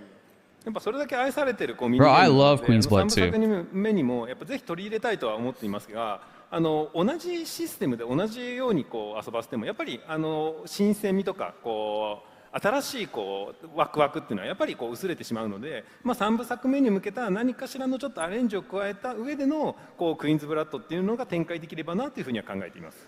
But it's a great game and people really love it. But I think if we included it unchanged, exactly the same in the third game, it wouldn't feel new, it wouldn't feel special anymore. It might not be as enjoyable as perhaps it could be. So I definitely want to include it in some way. But I think we might change it a little bit, have a bit of a tweak, evolve it in a certain direction. They're going to break my builds? I had some pretty good Queen's Blood builds. What do you guys think they'll do? Add another lane? I feel like 3 is too good though. Because the music is awesome. It's one of my favorite. 変えるとしてもそのアレンジ曲にします。 Okay, if I have to change the music, it'll be the same music but a new arrangement on it. Yeah, okay. Bigger QB game boards. 4-player Queen's Blood. How do you balance attracting newcomers? While at the same time catering to long time. I mean, Queen's Blood is the card game that's in Final Fantasy 7 Rebirth. You can play it throughout the region. そうですね。リメイクシリーズ全体においてやっぱりその新しいユーザーを取り入れるのと Multiplayer Queen's Blood would go hard. みたいなこう旧作の大ファンの人を満足させるのを天秤にかけてそのバランスを取らなきゃいけないと思うんですが、それを実現するためにはどのような工夫が必要なんでしょうか。僕でいいかな。そうですね。以前から言ってるんですけども、浜口が掲げるコンセプトの中に、懐かしさの中にもこう、新しさがあるっていう部分をコンセプトに抱えているので、原作を楽しんだ方がこう懐かしく思えるような要素と加えてそこに新しさも感じるっていう部分があれば、原作ファンも、新しいファンの方もこう非常にFort Condor could put back. We can see Fort Condor come back into the game more often since we are going to go to the island. Also a theme for the series, which is the idea of new experiences within nostalgia. PvP So Queen's Blood! In the games is looked at in that way, and it has to be the same as it was and give you that feeling of, yes, I remember this is nostalgic, but it can't just be that. It has to, within there has to be something new, something exciting and fresh, which is a new experience for players. And because we look at every aspect of the game and make them in that way, we think that means that they will automatically appeal to both the old fans who want to see that and the nostalgia, and also to complete newcomers as well. So that's how we approach that balancing. まあ例えばストーリーに関してはその原作の時点でも非常にしっかりとしたテーマを持ったストーリーであり、皆さんをその当時の皆さんを非常に、驚きと感動を与えたストーリーであるので、そこの根本的な部分は変えずに、その今回のリメイクリバースにおいてもそのストーリーは変えずにやってはいるんですけども、もちろん I swear it sounds like you're saying Kaisen 非常にこうより詳細な、先ほどもプレゼンで見たようにより詳細な表現ができるようになったり、もしくはその、オープンワールドのワールドマップによっていろんなこうなんだろうな、街の人のキャラクターや世界観をきめ細かく描写することができるようになったので、まあそれだけでも新しい体験ができるという部分がCard synergy abilities. 利点だと思っています。I did like how Final Fantasy VIII did it, where you could like turn an enemy into a card. I loved that. I kind of hope they do that. We don't want to change that. We feel the story overall should stay close as it can to the original game, but as we've shown in many examples throughout the presentation today, it's adding in that extra detail and trying to create those new elements and new experiences which fit into that and add to it. So, for example, when you're in towns and you're talking to various characters, they can say new things, introduce new details which support the story. And they're new, but they also fit in perfectly with it. So a lot of them will talk about Meteor. Showing extra elements and extra layers of things which people know and love. まあ例えば今回のリバースでも一番最後のラストのシーケンスで、まあファイナルファンタジー7の中では最もこう象徴的ないわゆるその運命の Yo, Jorge, thanks for the sub, bro. And Emmanuel. ですけども、今回に関してはそれが非常に細かい演出となっていて、受け取る側にとってはいろんな解釈ができるような非常にこう奥深いシーンとなっております。So probably the big scene, the climax of Final Fantasy VII Rebirth is that scene where you find out what finally happens, Aerith's fate. And the way we built that scene and added so many extra layers of detail and different extra things to it, it's changed into a scene that really can make you look at it in so many different ways. People come away with different interpretations and different, they learn different things from it. So we feel that is a really great example of how these scenes can be enhanced. まあ皆さんもそのエンディングを見ていろんな解釈をされたし、その世界中の皆さんもいろんなこう受け取り方をした。They said that they changed the framing so that you're viewing it from Cloud's perspective and seeing him experience the turmoil from a different way, obviously, making it awkward. Played the game. Everyone's got their own take on it, their idea how this is probably what happens. I think this might have happened. Do you want to know what actually happened? それは3作目待ってください。You have to play the third game then. All these theories we had. How dare you? How dare you bait me like that, Kitase? How dare you, Kitase? So the next question, I actually like this question. It says, considering Tifa's dynamic fighting style and impressive combat moves in Rebirth, can we expect her to suplex enemies in Part 3? She's gonna have to. It's part of her limit break.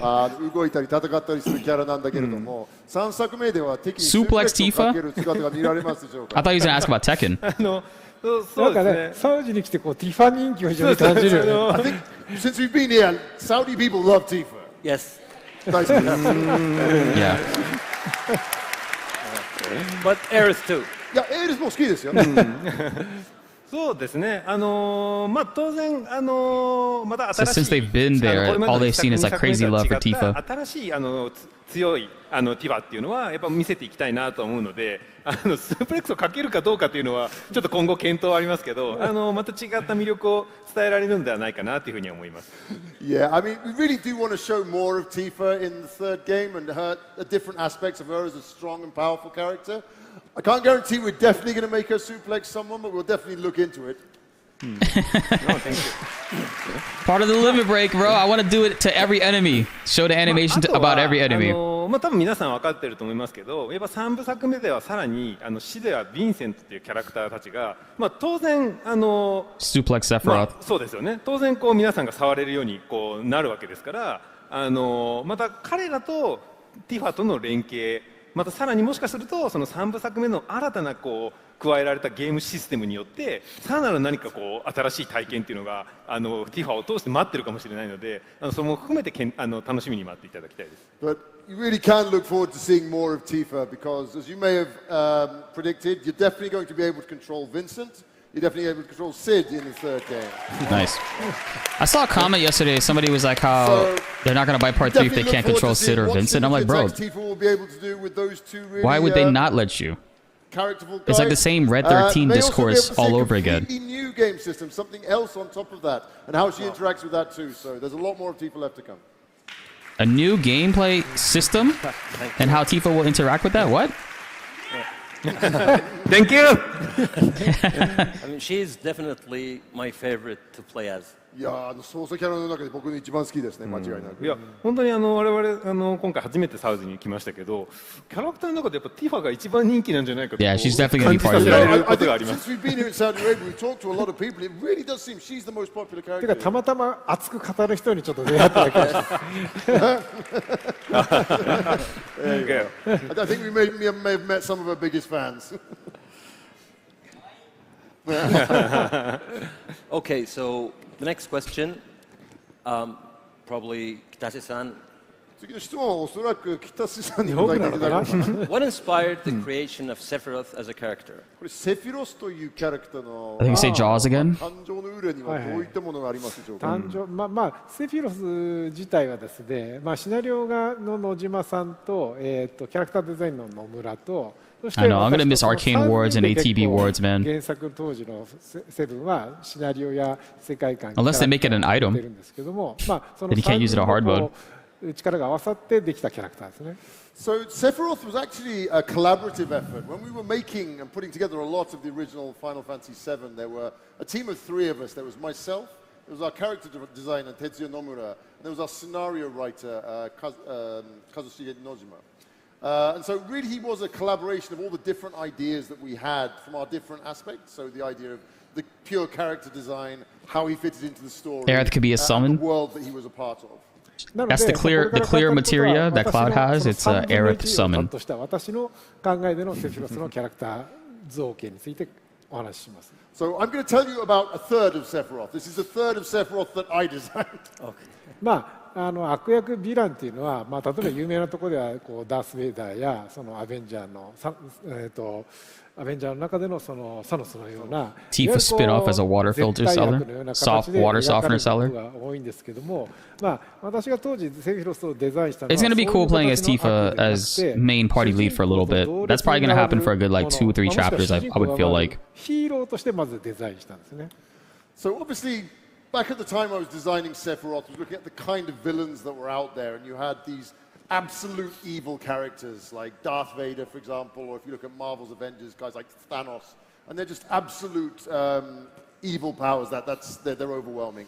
And I was kind of looking to create a villain, an evil character who was of a slightly different kind of character, someone who was kind of alongside the main character himself, or actually a hero who the main character would look up to as a hero, but they were actually evil. なのでクラウドの主人公よりもソルジャー They created an icon, man. 優れてますし、 Changed media またソ forever. ルジャーとしての実績もあるし、またそのセブンの世界の中ではこうヒーローだったりもしくはアイドルとして非常に崇められているような、形のキャラクターではあるので、もちろんねルックスも非常にハンサムであるっていう部分ではいわゆる悪というよりはヒーロー要素を非常に最大限詰め込んだキャラクターである。それが結局ストーリー上、ある事情によって悪にこう転じてしまうことで他のいわゆる完全懲悪の悪よりも違う魅力を出しているのではないかなと。What I was really looking for in Sephiroth was a different kind of appeal as a character to these just pure evil, absolute evil characters. The idea that he was actually a hero who turned bad. So you look at Sephiroth in terms of he was a soldier operative, just like Cloud was. but he was much more experienced. He had a lot more missions that he completed. I like how he said, just like Cloud was. Higher than what Cloud had. That's why Cloud looked up to him, and everyone in the world saw Sephiroth originally not as this evil. They saw him as a hero. He was kind of an idol to the people. And just the idea that you'd have a character like that, and then through certain events in their life, they would turn evil, and that hero would then become the villain. And that was the kind of appeal I was trying to go for with Sephiroth.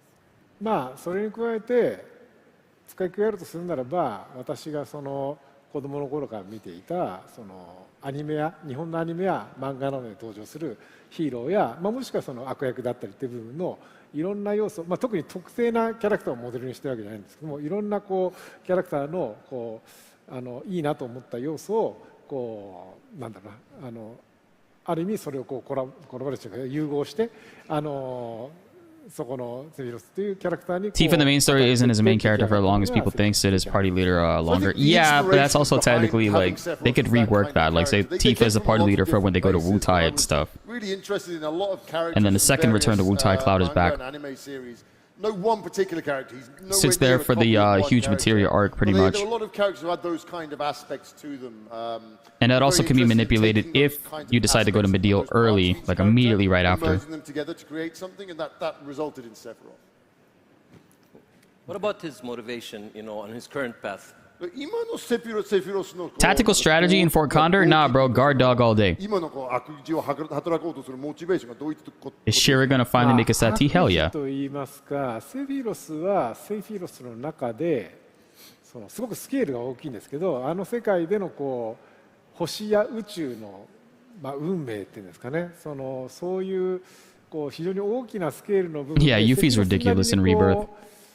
到達したい未来っていう目標っていうのがあって、そこが非常にモチベーションになっていると。Aerith is amazing too, bro. Biggest damage dealer in the game.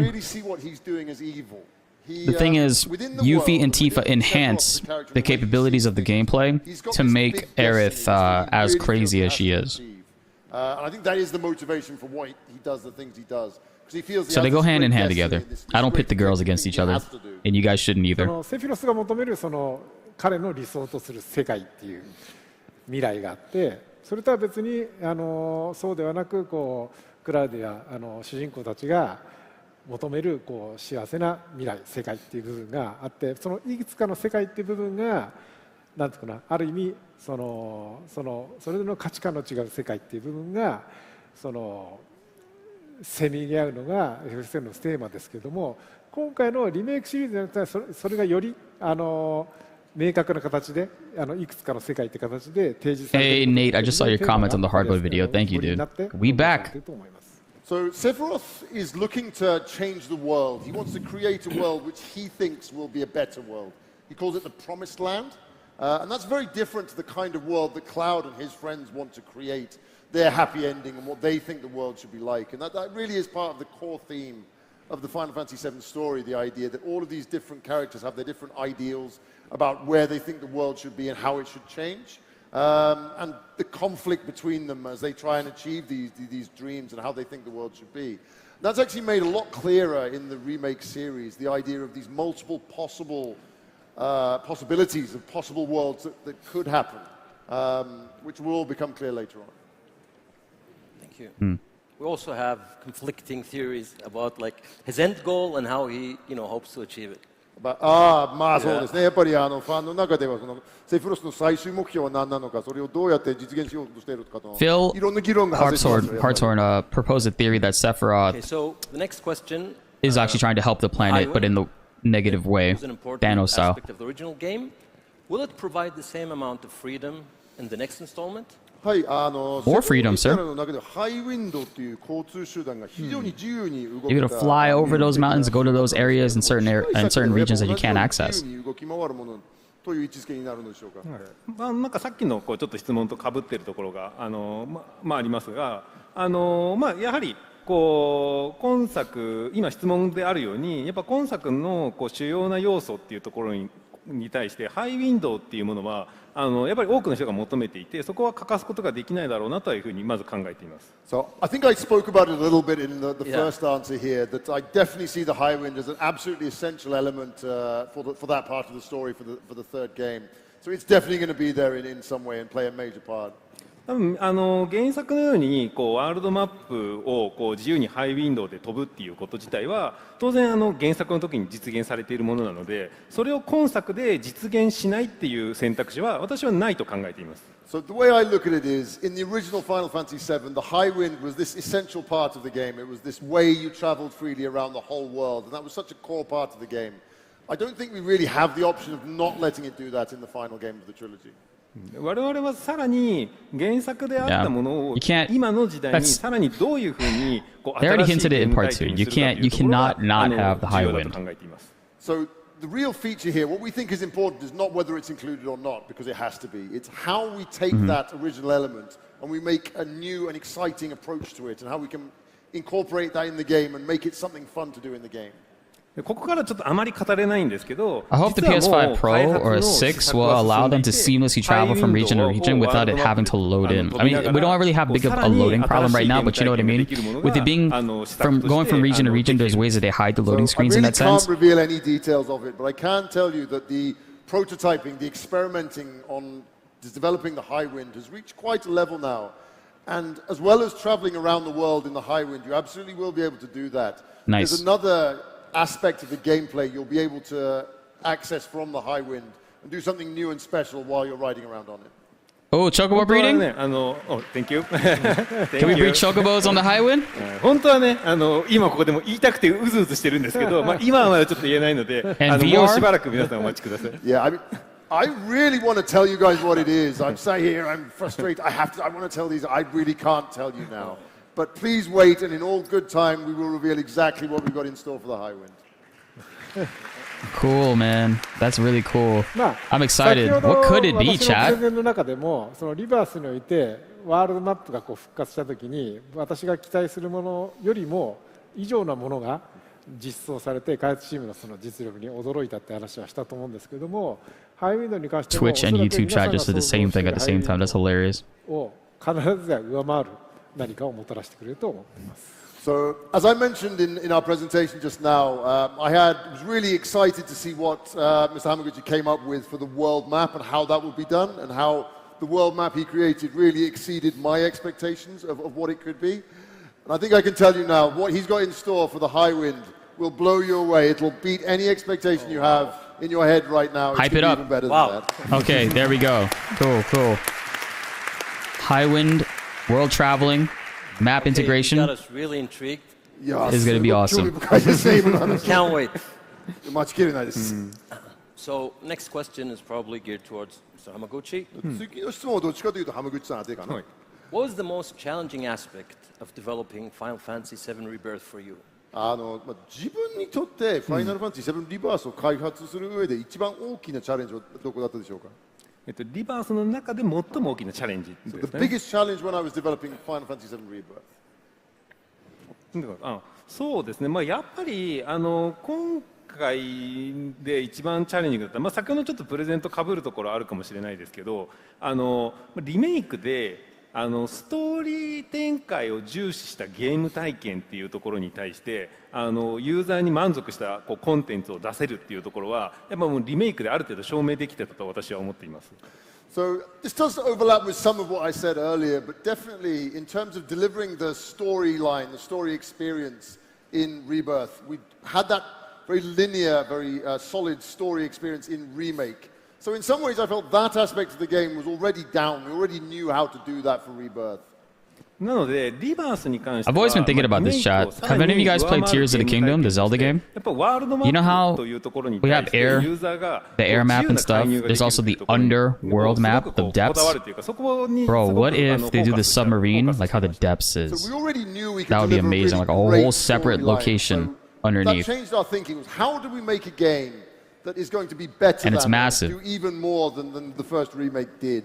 And the area we felt we really had to improve on and add to there was, as I say, the world map and having that extra part of the game which the player could interact with freely in the way they wanted to. ただやっぱりワールドマップって本当にただ広いだけでコンテンツや遊ぶものがスカスカだとそれはそれでやっぱユーザーからすると満足度は低くなってしまいます。I can't wait for that too, Tyler. If we just made a really big world map though and it was completely empty, there was nothing for the players to do in it, then that's not something I think that would satisfy them. なのでワールドマップの広さを決めてゲームのこう遊ぶよ場所を定めた後にそこに対してどういうこうコンテンツを埋めていくかっていうところは非常に大変な作業でした。So that was a lot of hard work, though. After we'd worked out what our world looked like, how big it was. Yeah, we're gonna do a highlight video after this, talking about like the various things and details they talked about. Most of the interesting stuff came from the Q&As. まあもちろんこうバトルもそうですし、ワールドマップに展開されるサイドストーリーもそうですし、またそこの中で探索する上で起きるミニゲームもそうです。I don't know if I'll upload that today. That'll probably be tomorrow. I'll see. Because I have a Dragon Ball video I gotta upload after this. 他のゲームとは違った魅力を放ったこうゲームになったんではないかなというふうに思っています。No engine confirms yet. Well in the end, and the fact we've got so many different things on the world map. You've got battles to fight. You've got lots of side stories and side quests for you to enjoy, and also the mini games. The world will definitely change when the weapons get released. In the end. Because they did change up things in the OG game when they died. Nice gaming experience across the whole of the world. まあやっぱそういった挑戦がまあ世界中のファンもそうですし世界中のメディアからも非常に高い評価を受けたというのはやっぱクリエイターとして非常に自信にもつながりましたしチームに対しても非常にこうプライドになったと思っています。So I think the fact that we took on that challenge to do that and that we succeeded in doing that was something that was recognized by not only the fans around the world, but we get told this by gaming media as well. So I'm really happy with the result there, and I think it really has brought me a lot of confidence as a game creator, and it really was a motivation to the team. A day-night cycle would be cool too. What we wanted there. Thanks. They could do a day and night cycle, and then when you go to a mission for certain cutscenes, they could probably just change the time to whatever time it needs to be. And it has Zack. リバースはですね、リメイクと比べてほとんどどの側面を見ても優れてると思うんですよ。しかもその上にザックスが登場するじゃないですか。You got Zack talks.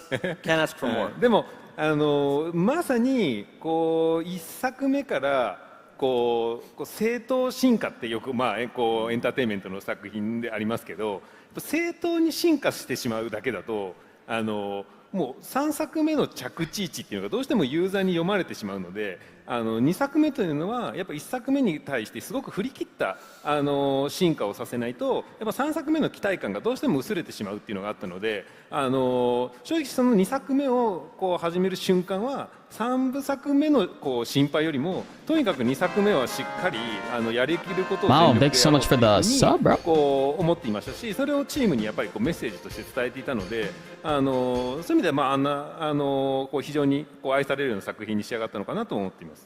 No, I think the interesting challenge we had with doing the second game in the series was in entertainment and in sequels, you often talk about things, I think you call it an orthodox evolution, the idea that there's a way these things evolve slowly and gradually, and you can see how they get better, but in a very predictable way. And if we did that with Final Fantasy VII Rebirth, people would have fun with it, they'd enjoy the game, but they wouldn't really have these expectations of, wow, what am I going to see next? And certainly for the third game in the series, there wouldn't be that level of excitement about it. So we felt we really had to move away from that kind of predictable evolution and really ramp it up and do something completely on another level. I know we were memeing and joking on the translator earlier, but bro, he's pretty fire. So much looking towards the third game, but we felt we have to do everything we can to really push up, raise the bar with the second game in the series. That was what I personally felt. I sent that as a message to the team as well. So nah, this is just a Zack fan. I think we did very well with that. I'm very pleased on what we created. Definitely. Thank you. So we have time for one last question. And actually, this question is from me, as I'm also a fan. あとは1問しか時間が残ってないところですが、この最後はですね、実は大ファンである僕から個人的な質問になります。はい。So, any final message you want to give to all your fans, Final Fantasy fans in Saudi Arabia, here at home? この会場に来てる人もそうですし、お家からご覧になっている Dang, I was kind of hoping he'd ask about DLC. ここのサウジアラビアにいる多くのファイナルファンタジーファンに何か一言メッセージをお願いできますでしょうか。じゃあ、北さんお願いします。そうですね。正直このサウジアラビアに来る前は果たしてこう我々のゲームっていうのがどうなんだろうな受け止められているかとか。そもそもこのステージ自体が人が入るのかどうかって非常に不安でした。So, to be completely honest, before I came here to Riyadh to Saudi Arabia today, I knew I was coming here. I thought, well, how will the people in Saudi Arabia, how will fans there react to our games? And when we do this stage show today, will anybody actually come and see it? まあしかしね、こんなたくさんの方にね来ていただいて、非常に我々に対してのゲームに対してもそうですし、まあいわゆるゲームというものに対して、ゲームという文化というか、Yeah, he has no pen and paper. 非常 He's に killing it.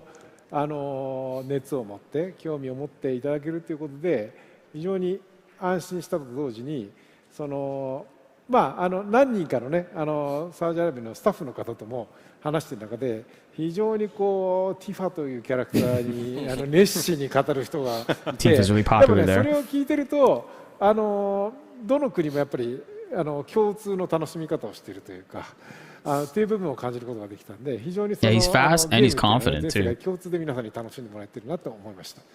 So yeah, like I said, I was worried. I didn't know how it would all go down, but coming here, it reassured me completely. Talking to all of the fans, the people who love our games here, everyone was so passionate, so happy about our game. So it really got rid of my worries straight away, and it really brought it home to me how, again, talking to some of our staff last night over dinner. There's a massive Tifa fan. She's here today. I'm sure she's watching. You even mentioned the Tifa line. How people here, not only Final Fantasy, but people here just love games and gaming culture. And I think that really did remind me how games are something that's so common and shared by people all around the world. Everyone enjoys these same things in the same way. So I'm just absolutely delighted and happy to see that happening everywhere.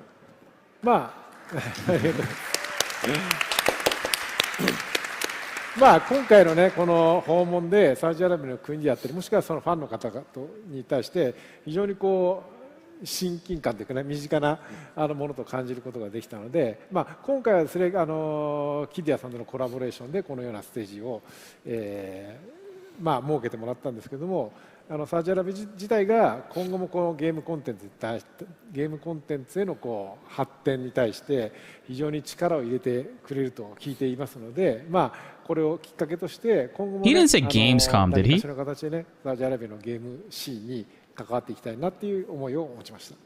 So yeah, it's seeing again. Thanks to the people at Kidia for helping us to do this show today.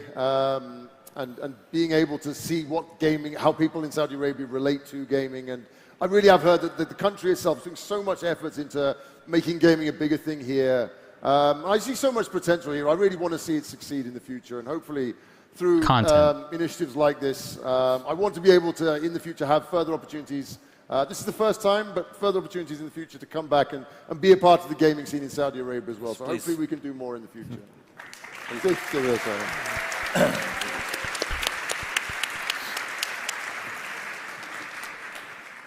So, before we conclude our presentation, we want to take a moment to express our gratitude to both Kitase-san and Hamaguchi-san and Gavin for delivering this presentation today. Shout out to all of them and Gavin. GG's chat. GG's. Afwan.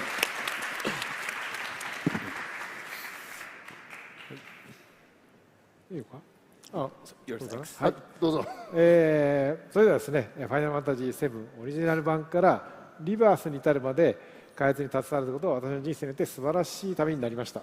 So, final words from me. Personally, the journey that I've been on has been absolutely amazing, developing Final Fantasy VII right from the original back in 1997 through to the remake series today.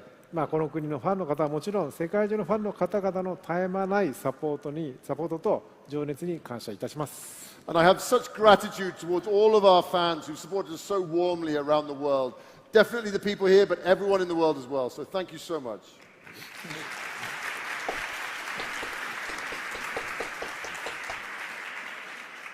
そうですね、私の、やっぱり一人のファイナルファンタジー7のファンとして、また今作のリメイクシリーズにおけるディレクターとして、やっぱこのファイナルファンタジー7 I'm surprised they talked a lot about the world traveling aspects of Part 3, like between snowboarding and Highwind, and there being a special new feature attached to Highwind. I thought they weren't going to say shit. Back in the day when I was just a fan of the series, and now when I'm working as a director on the remake series. Can you imagine that?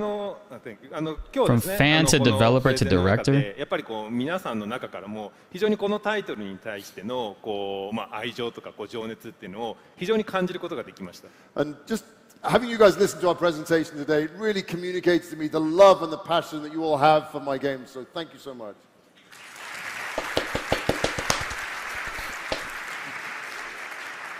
ぱ我々クリエイターとしてはやっぱ皆さんのようなその皆さんがこう求めてくれるとかそういう皆さんのこう思いというのがやっぱ我々こう作り手のこうものづくりの原動力になっています。So it really is the case that all of the passion that the fans have and the support that you give us is the motivation for us to continue making games.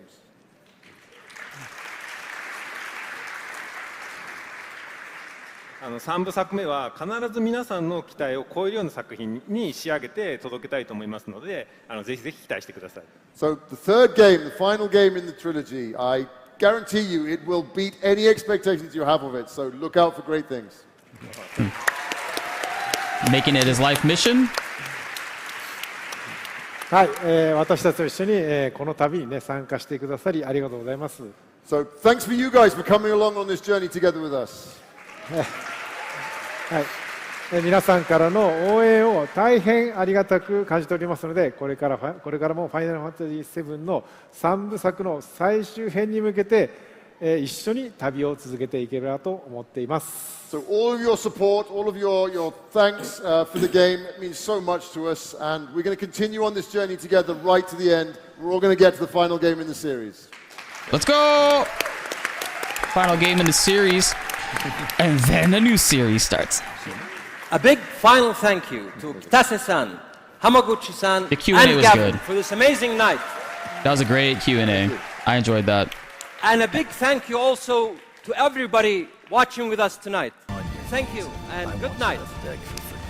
Yo, Josh, Blitz, would SharePlay lag be an issue for you, or can you still help with rulers at Outworld and like asking for help, which is why I'm willing to pay you? And, yo, man, no worries, man.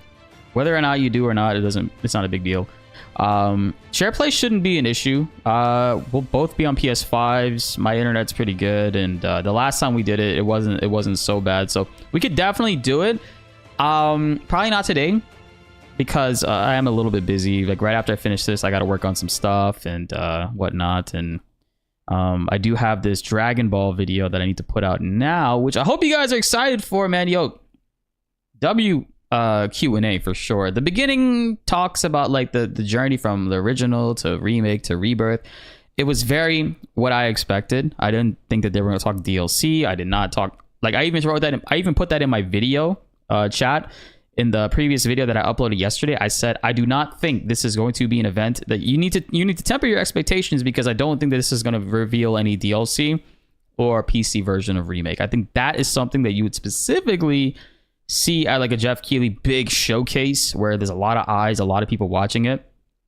This showcase in particular, I think it maxed out at like 2,000 people on the official Square Enix stream. So there is that. But yeah, I think that that is essentially what we could expect for this going forward. It was I mean, I was surprised at the Q&A that the devs were actually very willing and happy to talk about a little bit like more details in regards to part 3. I thought they were going to be very vague about it, but you can see like Hamaguchi's excited, and specifically he talked about the Highwind. He talked about hey, look, it's our stream. He talked about the Highwind. He talked about another element that's going to be added to the Highwind as well, and then snowboarding, and also hyped up the fact that the world travel is going to be something that we're not ready for in the next iteration. So that's pretty cool. Hey, they got 800 likes. Where's my likes at, chat? We almost at 400. Hit that like button. Where y'all at, man? Surprised they didn't confirm part 3 would be called Riyadh. That was a good one. FF7 Re. Maybe news on the 20th. I wouldn't expect Gamescom, because I think Gamescom is going to be FF16 related. I feel like we're going to get more official news and a next look at the game, like PC version or DLC, would probably be at Video Game Awards in December. So make sure you guys are subscribed and hit that notification bell so you don't miss out on that, because we're going to cover all those details. I'm going to make a little bit of a highlight video from today, all the things that they talk about, but it's probably not going to be dropping today. It'll probably be tomorrow, because it is a lot that I got to go back through and like look at and stuff. So there is that. Fuck, tomorrow's Saturday. So Saturday morning, FF7 video. That'd be cool. More part 3 talks and details on that stuff. That'll be pretty awesome. Looking forward to that. Yeah, I'll play FF7 original in a couple weeks. Maybe we'll do New Threat, you know? So that'd be cool. Did I find a new editor yet? Not yet. I have not. For this type of video, I don't know if I would need an editor for it because it's more like highlights and stuff that I want to like talk about in particular. I'm going to post this stream right now as a video. This is going to go live, so you guys can go ahead and check that out right now and rewind. I'm going to timestamp it as well. But I'm actually going to launch a Dragon Ball video that I would really love if you guys went and checked it out, please, on YouTube and Twitch. I really do like this I'm intrigued. I'm hella intrigued on this new Dragon Ball game that's coming out next week. The beta is dropping next week. So the video is going to be talking all about that and things that you can expect as far as how to get into the beta and what each character will do. I do think Trunks is going to be one of the best characters because of his kit, and Android 18 might be the second best, and then maybe Zamasu. Zamasu has a revive effect, but I don't think that's it's never really that good in MOBAs. But he is a tank though, so we'll have to see how that plays out. Yeah, I told you Fluckin, and I told you guys in the video yesterday, don't temper your expectations. This is just going to be like a fun look at like what we could expect going forward, or it could not. And sure enough, it was just a little bit of a tease talking about open world travel, Highwind, and snowboarding and stuff. That was pretty much the main new things that we were able to take away from this. But big showcases like Game Awards or Tokyo Game Show, keep your eyes peeled on that. That stuff is where you could expect these types of things to really appear and show up, man. Can I raid people into my new video? Do they allow us to do that still or no? Nope. How dare they? They won't let me do it. All right, so I'm actually just gonna end the stream and I'm gonna post the new link for the video here on our channel, on our YouTube channel right now. If you're watching on Twitch or YouTube, I'm going to be posting this video here. So that link right there will take you to the new video. It's a Dragon Ball video. Would really appreciate the support on that, guys, if you can. And yeah, I'm gonna set it to go live now, and I'm gonna end this stream and leave it up for you guys to view. Take care. Love you all. Bye bye. Mwah. Have a good one. Shout out to everybody that tuned in, man. Appreciate you guys.